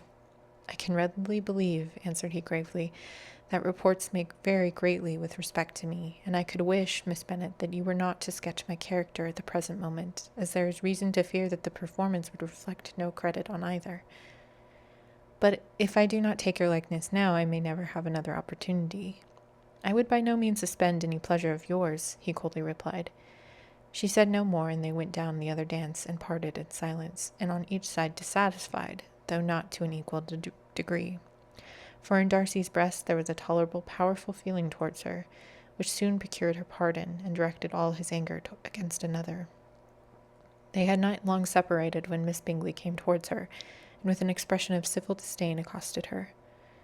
So, Miss Eliza, I hear you are quite delighted with George Wickham. Your sister had been talking to me about him and asking me 1,000 questions, and I find that the young man quite forgot to tell you, among his other communication, that he was the son of old Wickham, the late Mr. Darcy's steward. Let me recommend you, however, as a friend, not to give implicit confidence to all his assertions, for as to Mr. Darcy's using him ill, it is perfectly false, for on the contrary he has always been remarkably kind to him, though George Wickham was treated Mr. Darcy in a most infamous manner. I do not know the particulars, but I know very well that Mr. Darcy is not the least to blame, that he cannot bear to hear George Wickham mentioned, and that though my brother thought that he could not well avoid including him in his invitation to the officers, he was excessively glad to find that he had taken himself out of the way. His coming into the country at all is a most insolent thing, indeed, and I wonder how he could presume to do it. I pity you, Miss Eliza, for this discovery of your favourite's guilt, but really, considering his descent, one could not expect much better. His guilt and his descent appeared by your account to be the same, said Elizabeth angrily, for I have heard you accuse him of nothing worse than being the son of Mr. Darcy's steward, and of that I can assure you he informed me himself. I beg your pardon, replied Miss Bingley, turning away with a sneer. Excuse my interference. It was kindly meant. Insolent girl, said Elizabeth to herself. You are much mistaken if you expect to influence me by such a paltry attack as this. I see nothing in it but your own wilful ignorance and the malice of Mr. Darcy. She then sought her eldest sister, who had undertaken to make inquiries on the same subject of Bingley. Jane met her with a smile of such sweet complacency, a glow of such happy expression, as sufficiently marked how well she was satisfied with the occurrences of the evening. Elizabeth instantly read her feelings, and at that moment solicitude for Wickham, resentment against his enemies, and everything else gave way before the hope of Jane's being on the fairest way of happiness. I want to know, said she, with a countenance no less smiling than her sister's, what you have learnt about Mr. Wickham. But perhaps you have been too pleasantly engaged to think of any third person, in which case you may be sure of my pardon. No, replied Jane, I have not forgotten him, but I have nothing satisfactory to tell you. Mr. Bingley does not know the whole of his history, and it is quite ignorant of the circumstances which have principally offended Mr. Darcy. But he will vouch for the good conduct, the probity, and the honour of his friend, and is perfectly convinced that Mr. Wickham has deserved much less attention from Mr. Darcy than he has received, and I am sorry to say by this account, as well as his sister's, Mr. Wickham is by no means a respectable young man. I am afraid he had been very imprudent, and has deserved to lose Mr. Darcy's regard. Mr. Bingley does not know Mr. Wickham himself. No, he never saw him until the morning at Meryton. This account, then, is what he has received from Mr. Darcy. I am satisfied, but what does he say of the living? He does not exactly recollect the circumstances, though he had heard from Mr. Darcy more than once, but he believed that it was left to him conditionally only. I have not a doubt of Mr. Bingley's sincerity, said Elizabeth warmly, but you must excuse me not being convinced by assurances only. Mr. Bingley's defence of his friend was a very able one, I dare say, but since he is unacquainted with several parts of the story, and has learnt the rest from that friend himself, I shall venture to still think of both gentlemen as I did before. She then changed the discourse to a more gratifying of each, on which there could be no difference of sentiment. Elizabeth listened with delight to the happy, though modest hopes which Jane entertained of Mr. Bingley's regard, and said all in her power to heighten her confidence in it. On their being joined by Mr. Bingley himself, Elizabeth withdrew to Miss Lucas, to whose inquiry after the pleasantness of her last partner she had scarcely replied before Mr. Collins came up to them and told her with great exultation that he had just been fortunate as to make the most important discovery. I had found out, said he, by a singular accident, that there is now in this room a near relation of my patroness. I happened to overhear the gentleman himself mentioning to the young lady who does the honours of the house the names of his cousin Miss de Bourgh, and of her mother, Lady Catherine. How wonderfully these sorts of things occur! Who would have thought my meeting with, perhaps, a nephew of Lady Catherine de Bourgh in this assembly? I am most thankful that the discovery is made in time for me to pay my respects to him, which I am now going to do, and trust he will excuse my not having done it before. My total ignorance of the connection must plead my apology. You are not going to introduce yourself to Mr. Darcy. Indeed I am. I shall entreat his pardon for not having done it earlier. I believe him to be Lady Catherine's nephew. It will be in my power to assure him that her ladyship was quite well yesterday. Elizabeth tried hard to dissuade him from such a scheme, assuring him that Mr. Darcy would consider his addressing him without introduction as an impertinent freedom, rather than a compliment to his aunt, that it was not in the least necessary there should be any notice on either side, that if it were, it would belong to Mr. Darcy, the superior in consequence, to begin the acquaintance. Mr. Collins listened to her with the determined air of following his own inclination, and when she ceased speaking, replied thus: My dear Miss Elizabeth, I have the highest opinion in the world in your excellent judgment in all matters within the scope of your understanding, but permit me to say that there must be a wide difference between the established form of ceremony amongst the laity and those who regulate the clergy. Forgive me leave to observe that I consider the clerical office as equal in point of dignity with the highest rank in the kingdom, provided that a proper humility of behavior is at the same time maintained. You must therefore allow me to follow the dictates of my conscience on this occasion, which leads me to perform what I look on as a point of duty. Pardon me for neglecting to profit by your advice, which on every other subject shall be my constant guide, though in this case before us I consider myself more fitted by education and habitual study to decide on what is right than a young lady like yourself. and with a low bow he left her to attack Mr. Darcy, whose reception of his advances she eagerly watched, and whose astonishment being so addressed was very evident. Her cousin prefaced his speech with a solemn bow, and though she could not hear a word of it, she felt as if hearing it all, and saw in the motion of his lips the words apology, Hunsford, and Lady Catherine de Bourgh. It vexed her to see him expose himself to such a man. Mr. Darcy was eyeing him with unrestrained wonder, and when at last Mr. Collins allowed him time to speak, replied with an air of distant civility. Mr. Collins, however, was not discouraged from speaking again, and Mr. Darcy's contempt seemed abundantly increasing with the length of his second speech, and at the end of it he only made him a slight bow and moved another way. Mr. Collins then returned to Elizabeth. "I have no reason, I assure you," said he, "to be dissatisfied with my reception. Mr. Darcy seemed very pleased with the attention. He answered me with the utmost civility, and even paid me the compliment of saying that he was so well convinced of Lady Catherine's discernment as to be certain she could never bestow a favour unworthily. It was really a very handsome thought, upon the whole. I am much pleased with him." As Elizabeth had no longer any interest of her own to pursue, she turned her attention almost entirely on her sister and Mr. Bingley, and the train of agreeable reflections which her observations gave birth to made her perhaps almost as happy as Jane. She saw her and an idea settled in that very house, in all the felicity with a marriage of true affection could bestow. She felt capable under such circumstances of endeavoring even to like Bingley's two sisters. Her mother's thoughts, she plainly saw, were bent the same way, and she determined not to venture near her, lest she might hear too much. When they sat down to supper, therefore, she considered it a most unlucky perverseness which placed them within each one of each other. And deeply was she vexed to find that her mother was talking to that one person, Lady Lucas, freely, openly, and of nothing else but her expectation that Jane would soon be married to Mr. Bingley. It was an animating subject, and Mrs. Bennet seemed incapable of fatigue while enumerating the advantages of the match. His being such a charming young man, and so rich, and living but 3 miles from them, were the first points of self-gratulation. And then it was such a comfort to think how fond the two sisters were of Jane, and to be certain that they must desire the connection as much as she could do. It was moreover such a promising thing for her younger daughters as Jane's marrying so greatly must throw them in the way of other rich men. And lastly, it was so pleasant at her time of life to be able to consign her single daughters to the care of their sister. Then she might not be obliged to go into company more than she liked. It was necessary to make this circumstance a matter of pleasure, because on such occasion it is the etiquette. But no one was less likely than Mrs. Bennet to find comfort in staying home at any period of her life. She concluded with many good wishes that Lady Lucas might soon be equally fortunate, though evidently and triumphantly believing there was no chance of it.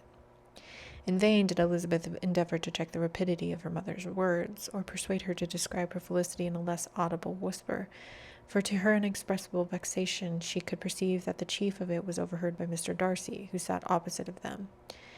Her mother only scolded her for being nonsensical. "What is Mr. Darcy to me, pray, that I should be afraid of him? I am sure we owe him no particular civility as to be obliged to say nothing he may not like to hear. For heaven's sakes, madam, speak lower. What advantage can it be for you to offend Mr. Darcy? You will never recommend yourself to his friend by so doing." Nothing that she could say, however, had any influence. Her mother would talk of her views with the same intelligible tone.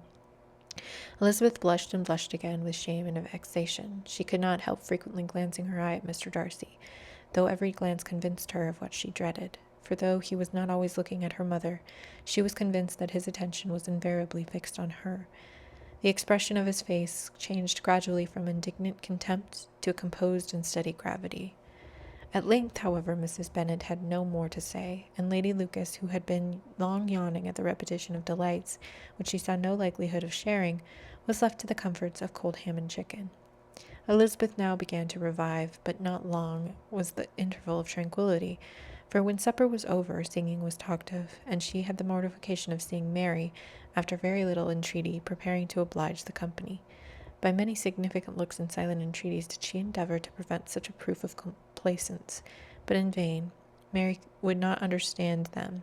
Such an opportunity of exhibiting was delightful to her, and she began her song. Elizabeth's eyes were fixed on her with most painful sensations, and she watched her progress through the several stanzas with an impatience which was very ill rewarded at their close. For Mary, on receiving almost the thanks of the table, the hint of a hope that she might be prevailed upon to favor them again, after a pause of half a minute, began another. Mary's powers were by no means fitted for such a display. Her voice was weak and her manner affected. Elizabeth was in agonies. She looked at Jane to see how she bore it. But Jane was very composedly talking to Bingley. She looked at his two sisters and saw them making signs of derision to each other, and at Darcy, who continued, however, grave. She looked at her father to entreat his interference, lest Mary should be singing all night. He took the hint, and when Mary had finished her second song, said aloud, "That will do extremely well, child. You had delighted us long enough. Let the other young ladies have time to exhibit." Mary, though pretending not to hear, was somewhat disconcerted, and Elizabeth, sorry for her, and sorry for her father's speech, was afraid her anxiety had done no good. Others of the party were now applied to. "If I," said Mr. Collins, "were so fortunate as to be able to sing, I should have a great pleasure, I am sure, in obliging the company with an air, for I consider music as a very innocent diversion, and perfectly compatible with the profession of a clergyman. I do not mean, however, to assert we can be justified in devoting too much of our time to music, for there are certainly other things to be attended to. The rector of a parish has much to do. In the first place, he must have such an agreement for tithes as may be beneficial to himself and not offensive to his patron. He must write his own sermons, and the time that remains will not be too much for the parish duties and the care and improvement of his dwelling, which he cannot be excused from making as comfortable as possible. And I do not think of it light importance that he should have attentive and conciliatory manners towards everyone, especially those to whom he owes his preferment. I cannot acquit him of that duty, nor could I think well of the man who should omit an occasion of testifying his respect towards anybody connected with the family." And with a bow to Mr. Darcy concluded his speech, which had been spoken as loud as to be heard by half the room. Many stared, many smiled, but no one looked more amused than Mr. Bennet himself, while his wife seriously commended Mr. Collins for having spoken so sensibly, and observed in half a whisper to Lady Lucas that he was a remarkably clever, good kind of young man. To Elizabeth it appeared that her family made an agreement to expose themselves as much as they could during the evening. It would have been impossible for them to play their parts with more spirit or finer success, and happy did she not think it for Bingley that her sister with some of the exposition has escaped his notice, and that his feelings were not of a sort to be much distressed by the folly which he must have witnessed. That his two sisters and Mr. Darcy, however, should have such an opportunity of ridiculing her relations was bad enough, and she could not determine whether the silent contempt of the gentlemen or the insolent smiles of the ladies were more intolerable. The rest of the evening brought her little amusement. She was teased by Mr. Collins, who continued most perseveringly by her side, and though he could not prevail on her to dance with him again, put it out of her power to dance with others. In vain did she entreat him to stand up with someone else, and offer to introduce him to any young lady in the room. He assured her that as to dancing he was perfectly indifferent to it, that his chief object was by delicate attentions to recommend himself to her, and that he would therefore make a point of remaining close to her the whole evening. There was no arguing upon such a project. She owed her greatest relief to her friend Miss Lucas, who often joined them, and good-naturedly engaged Mr. Collins's conversation to herself. She was at least free from the offence of Mr. Darcy's further notice, though often standing within a very short distance of her, quite disengaged, he never came near enough to speak. She felt it to be the probable consequence of her allusions to Mr. Wickham, and rejoiced in it. The Longbourn party was the last of all the company to depart, and by a manoeuvre of Mrs. Bennet had to wait for the carriage a quarter of an hour after everybody else was gone, which gave them time to see how heartily they had wished away by some of the family. Mrs. Hurst and her sister scarcely opened their mouths except to complain of fatigue, and were evidently impatient to have their house to themselves. They repulsed every attempt of Mrs. Bennet at conversation, and by so doing threw a languor over the whole party, which was very little relieved by the long speeches of Mr. Collins, who was complimenting Mr. Bingley and his sisters on the elegance of their entertainment, and the hospitality and politeness which had marked their behaviour to their guests. Darcy said nothing at all. Mr. Bennet, in equal silence, was enjoying the scene. Mr. Bingley and Jane were standing together, a little detached from the rest, and talked only to each other. Elizabeth preserved a steady silence as either Mrs. Hurst or Miss Bingley, and even Lydia was too much fatigued to utter more than an occasional exclamation of "Lord, how tired I am," accompanied by a violent yawn.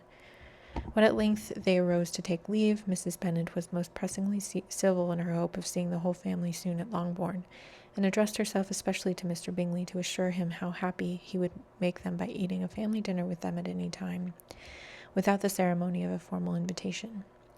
Bingley was all grateful pleasure, and he readily engaged by taking the earliest opportunity of waiting on her after his return from London, whither he was obliged to go the next day for a short time. Mrs. Bennet was perfectly satisfied, and quitted the house under the delightful persuasion that, allowing for the necessary preparations of settlements, new carriages, and wedding clothes, she should undoubtedly see her daughter settled at Netherfield in the course of 3 or 4 months. Of having another daughter married to Mr. Collins, she thought with equal certainty, and with considerable though not equal pleasure. Elizabeth was the least dear to her of all her children, and though the man and the match were quite good enough for her, the worth of each was eclipsed by Mr. Bingley and Netherfield. Chapter 19. The next day opened a new scene at Longbourn. Mr. Collins made his declaration in form, having resolved to do it without loss of time, as his leave of absence extended only to the following Saturday, and having no feelings or difference to make in distressing it to himself even at that moment. He set about it in a very orderly manner, with all the observances which he supposed a regular part of the business. On finding Mrs. Bennet, Elizabeth, and one of the younger girls together soon after breakfast, he addressed the mother in these words: "May I hope, madam, for your interest with your fair daughter Elizabeth, when I solicit for the honor of a private audience with her in the course of the morning?" Before Elizabeth had time for anything but a blush of surprise, Miss Bennet answered immediately: "Oh dear, yes, certainly. I am sure Lizzie will be very happy. I am sure she can have no objection. Come, Kitty, I want you upstairs." And gathering her work together, she was hastening away, when Elizabeth called out, "Dear madam, do not go. I beg you will not go. Mr. Collins must excuse me. He can have nothing to say to me that anybody need not hear. I am going away myself." "No, no, nonsense, Lizzie. I desire you to stay where you are." And upon Elizabeth's seeming really with vexed and embarrassed looks about to escape, she added, "Lizzie, I insist upon you staying and hearing Mr. Collins."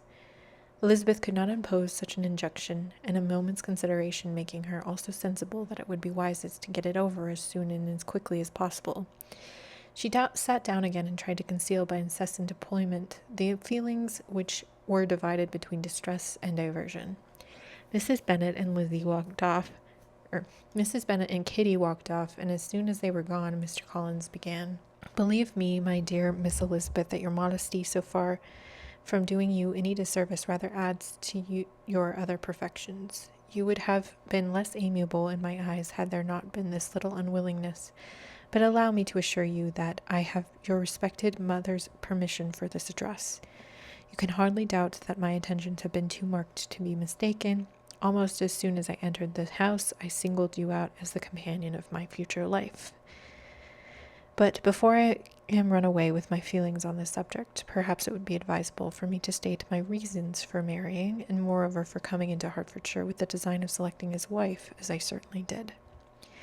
The idea of Mr. Collins, with all his solemn composure, being run away with by his feelings, made Elizabeth so near laughing that she could not use the short pause he allowed in any attempt to stop him further, and he continued: "My reasons for marrying are, first, that I think it is a right thing for every clergyman in every circumstance, like myself, to set the example of matrimony in his parish. Secondly, that I am convinced that it will add very gratefully to my happiness. And thirdly, which perhaps I ought to have mentioned earlier, that it is the particular advice and recommendation of the very noble lady whom I have the honor of calling patroness. Twice had she condescended to give me her opinion, unasked too, on the subject, and it was but the very Sunday night before I left Hunsford, between our pools at Quadrille, while Mrs. Jenkinson was arranging Miss de Bourgh's footstool, that she said, 'Mr. Collins, you must marry. A clergyman like you must marry. Choose properly. Choose a gentlewoman for my sake and for your own.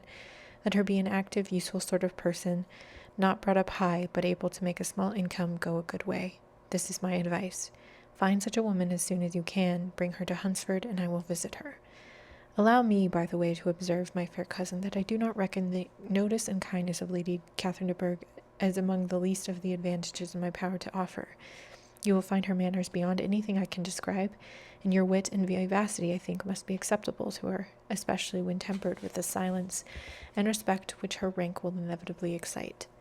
Thus much for my general intention in favor of matrimony. It remains to be told why my views were directed towards Longbourn instead of my own neighborhood, where I can assure you there are many amiable young women. But the fact is that being as I am to inherit the estate after the death of your honored father, who, however, may live many years longer, I could not satisfy myself without resolving to choose a wife from among his daughters, that the loss of them might be as little as possible when the melancholy event takes place, which, however, as I have already said, may not be for several years. This has been my motive, my fair cousin, and I flatter myself it will not sink me in your esteem, and now nothing remains for me but to assure you in the most animated language of the violence of my affection. To fortune I am perfectly indifferent, and shall make no demand of that nature of your father, since I am well aware that it could not be complied with, and that 1,000 pounds and the 4 per cents, which will not be yours till after your mother's decease, is all that you may ever be entitled to. On that head, therefore, I shall be uniformly silent, and you may assure yourself that no ungenerous reproach shall ever pass my lips when we are married. It was absolutely necessary to interrupt him now. You are too hasty, sir, she cried. You forget that I have made no answer. Let me do it without further loss of time. Accept my thanks for the compliment you are paying me. I am very sensible of the honor of your proposals, but it is impossible for me to do otherwise than to decline them. I am not now to learn, replied Mr. Collins with a formal wave of his hand, that it is usual with young ladies to reject the addresses of the man whom they secretly mean to accept, when he first applies for their favor, and that sometimes the refusal is repeated a second or even a third time.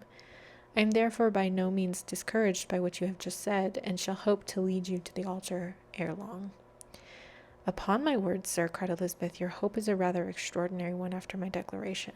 I do assure you that I am not one of those young ladies, if such young ladies there are, who are so daring as to risk their happiness on the chance of being asked a second time. I am perfectly serious in my refusal. You could not make me happy, and I am convinced that I am the last woman in the world who could make you so. Nay, were your friend Lady Catherine to know me, I am persuaded she would find me in every respect ill qualified for the situation. Were it certain that Lady Catherine would think so, said Mr. Collins very gravely, but I cannot imagine that her ladyship would at all disapprove of you, and you may be certain, when I have the honor of seeing her again, I shall speak in the very highest terms of your modesty, economy, and other amiable qualification. Indeed, Mr. Collins, all praise of me will be unnecessary. You must give me leave to judge for myself, and pay me the compliment of believing what I say. I wish you very happy and very rich, and by refusing your hands, do all in my power to prevent your being otherwise. In making the offer, you have satisfied the delicacy of your feelings with regard to my family, and may take possession of Longbourn estate whenever it falls, without any self-reproach. This matter may be considered, therefore, as finally settled. And rising as she spoke thus, she would have quitted the room had Mr. Collins not addressed her. When I do myself the honor of speaking to you next on the subject, I shall hope to receive a more favorable answer than you have now given me, though I am far from accusing you of cruelty at present, because I know it to be the established custom of your sex to reject a man on his first application, and perhaps you have even now said as much to encourage my suit, as would be consistent with the true delicacy of the female character. Really, Mr. Collins, cried Elizabeth with some warmth, you puzzle me exceedingly. If what I have hitherto said can appear to you in the form of encouragement, I know not how to express my refusal in such a way as to convince you of it being one. You must give me leave to flatter myself, my dear cousin, that your refusal of my address is merely words, of course. My reasons for believing it are briefly these. It does not appear to me that my hand is unworthy your acceptance, or that the establishment I can offer would be any other than highly desirable. My situation in life, my connections with the family of de Bourgh, and my relations to your own, are circumstances highly in my favor, and you should take it into further consideration, that in spite of your manifold attractions, it is by no means certain that another offer of marriage may ever be made to you. Portion is unhappily so small that it will in all likelihood undo the effects of your loveliness and amiable qualifications. As I must therefore conclude that you are not serious in your rejection of me, I shall choose to attribute it to your wish of increasing my love by suspense, according to the usual practice of elegant females. I do assure you, sir, that I have no pretensions whatever to that kind of elegance which consists in tormenting a respectable man. I would rather be paid the compliment of being believed sincere. I thank you again and again for your honor you have done me in your proposals, but to accept them is absolutely impossible. My feelings in every respect forbid it. Can I speak plainer? Do not consider me now as an elegant female intending to plague you, but as a rational creature speaking the truth from her heart. You are uniformly charming, cried he with an air of awkward gallantry, and I am persuaded that when sanctioned by the express authority of both your excellent parents, my proposals will not fail of being acceptable. To such perseverance in wilful self-deception, Elizabeth could make no reply, and immediately and in silence withdrew, determined, if he persisted in considering her repeated refusals as flattering encouragement, to apply to her father, whose negative might be uttered in such a manner as to be decisive, and whose behavior, at least, could not be mistaken for the affection and coquetry of an elegant female. Chapter 20. Mr. Collins was not left long to the silent contemplation of his successful love, for Mrs. Bennet, having dawdled about in the vestibule to watch for the end of the conference, no sooner saw Elizabeth open the door, and with quick step pass her towards the staircase, than she entered the breakfast-room and congratulated both him and herself in warm terms on the happy prospect of their near connection. Mr. Collins received and returned these felicitations with equal pleasure, and then proceeded to relate the particulars of their interview, with the result of which he trusted he had every reason to be satisfied, since the refusal which his cousin had steadfastly given him would naturally flow from her bashful modesty and the genuine delicacy of her character. This information, however, startled Mrs. Bennet. She would have been glad to be equally satisfied that her daughter had meant to encourage him by protesting against his proposals, but she dared not believe it, and could not help saying so. But depend upon it, Mr. Collins, she said, that Lizzie shall be brought to reason. I will speak to her about it directly. She is a very headstrong, foolish girl, and does not know her own interest, but I will make her know it. Pardon me for interrupting you, ma'am, cried Mr. Collins, but if she is really headstrong and foolish, I know not whether she would altogether be a very desirable wife to a man in my situation, who naturally looks for happiness in the marriage state. If therefore she actually persists in rejecting my suit, perhaps it were better not to force her into accepting me, because it liable to such defects of temper, she must not contribute much to my felicity. Sir, you quite misunderstand me, said Mrs. Bennet, alarmed. Lizzie is only headstrong in such matters as these. In everything else she is a good-natured, a girl as ever lived. I will go directly to Mr. Bennet, and we shall very soon settle it with her, I am sure. She would not give him time to reply, but hurrying instantly to her husband, called out as she entered the library, "Oh, Mr. Bennet, you are wanted immediately. We are all in an uproar. You must come and make Lizzie marry Mr. Collins, for she vows she will not have him, and if you do not make haste, he will change his mind and not have her." Mr. Bennet raised his eyes from his book as she entered, and fixed them on her face with a calm unconcern, which was not in the least altered by her communication. "I have not the pleasure of understanding you," said he, when she had finished her speech. "Of what are you talking?" "Of Mr. Collins and Lizzie. Lizzie declares she will not have Mr. Collins, and Mr. Collins begins to say that he will not have Lizzie.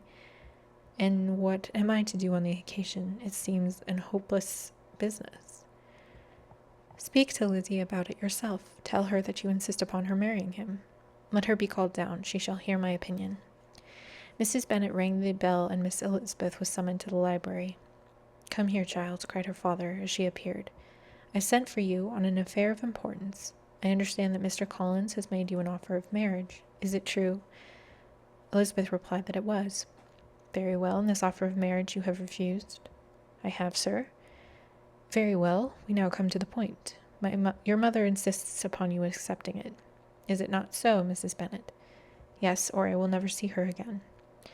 "An unhappy alternative is before you, Elizabeth. From this day you must be a stranger to one of your parents. Your mother will never see you again if you do not marry Mr. Collins, and I will never see you again if you do." Elizabeth could not help but smile at such a conclusion of such a beginning, But Mrs. Bennet, who had been persuaded herself that her husband regarded the affair as she wished, was excessively disappointed. "What do you mean, Mr. Bennet, in talking this way? You promised me to insist upon her marrying him." "My dear," replied her husband, "I have two small favors to request. First, that you will allow me the free use of my understanding on the present occasion, and secondly, of my room. I shall be glad to have the library to myself as soon as may be." Not yet, however, in spite of her disappointment in her husband, did Mrs. Bennet give up the point. She talked to Elizabeth and again, coaxed and threatened her by turns. She endeavored to secure Jane in her interest, but Jane, with all possible mildness, declined interfering. And Elizabeth, sometimes with real earnestness, and sometimes with playful gaiety, replied to her attacks. Though her manner varied, however, her determination never did. Mr. Collins, meanwhile, was meditating in solitude on what had passed. He thought too well of himself to comprehend on what motives his cousin could refuse him, and though his pride was hurt, he suffered in no other way. His regard for her was quite imaginary, and the possibility of her deserving her mother's reproach prevented his feeling any regret. While the family were in this confusion, Charlotte Lucas came to spend a day with them. She was met in the vestibule by Lydia, who, flying to her, cried in a half-whisper, "I am glad you are come, for there is such fun here. What do you think has happened this morning? Mr. Collins has made an offer to Lizzie, and she will not have him."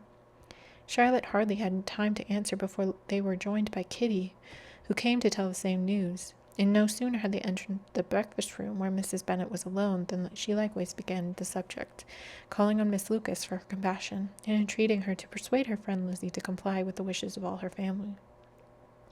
Pray do, my dear Miss Lucas," she added in a melancholy tone, "for nobody is on my side. Nobody takes part with me. I am cruelly used. Nobody cares for my poor nerves." Charlotte's reply was spared by the entrance of Jane and Elizabeth. "Ay, there she comes," continued Mrs. Bennet, looking as unconcerned as may be, and caring no more for us than it would if we were at York, provided she can have her own way. "But I tell you, Miss Lizzie, if you take it into your head to go on refusing every offer of marriage in this way, you will never get a husband at all. And I am sure I do not know who's to maintain you when your father is dead. I shall not be able to keep you, and so I warn you, I have done with you from this very day. I told you in the library, you know, that I should never speak to you again, and you will find me as good as my word. I have no pleasure in talking to undutiful children, not that I have much pleasure indeed in talking to anybody. People who suffer as I do from nervous complaints can have no great inclination for talking. Nobody can tell what I suffer, but it is always so. Those who do not complain are never pitied." Her daughters listened in silence to this effusion, sensible that any attempt to reason with her to soothe her would only increase the irritation. She talked on, therefore, without interruption from any of them, till they were joined by Mr. Collins, who entered the room in an air more stately than usual, and on perceiving whom she said to the girls, "Now, I do insist upon it that you, all of you, hold your tongues, and let me and Mr. Collins have a little conversation together." Elizabeth passed quietly out of the room. Jane and Kitty followed, but Lydia stood her ground, determined to hear all she could, and Charlotte, detained first by the civility of Mr. Collins, whose inquiries after herself and all her family were very minute, and then by a little curiosity satisfied herself with walking to the window and pretending not to hear. In a doleful voice, Mrs. Bennet began the projected conversation. "Oh, Mr. Collins." "My dear madam," replied he, "let us be forever silent on this point. Far be it from me," he continued, in a voice that marked his displeasure, "to resent the behavior of your daughter. Resignation to inevitable evil is the evil duty of us all. The peculiar duty of a young man who had been so fortunate as I have in an early preferment, and I trust I am resigned, perhaps not the less so from feeling a doubt of my positive happiness had my fair cousin honored me with her hand. For I have often observed that resignation is never so perfect as when the blessing denied begins to lose somewhat of its value in our estimation. You will not, I hope, consider me as showing any disrespect to your family, my dear madam, by thus withdrawing my pretensions to your daughter's favor, without having paid yourself and Mr. Bennet the compliment of requesting you to interpose your authority in my behalf. My conduct may, I fear, be objectionable in having accepted my dismission from your daughter's lips instead of your own. But we are all liable to error. I have certainly meant well enough through the whole affair. My object had been to secure an amiable companion for myself, with due consideration for the advantage of all your family, and if my manner has at all been reprehensible, I I here beg leave to apologize.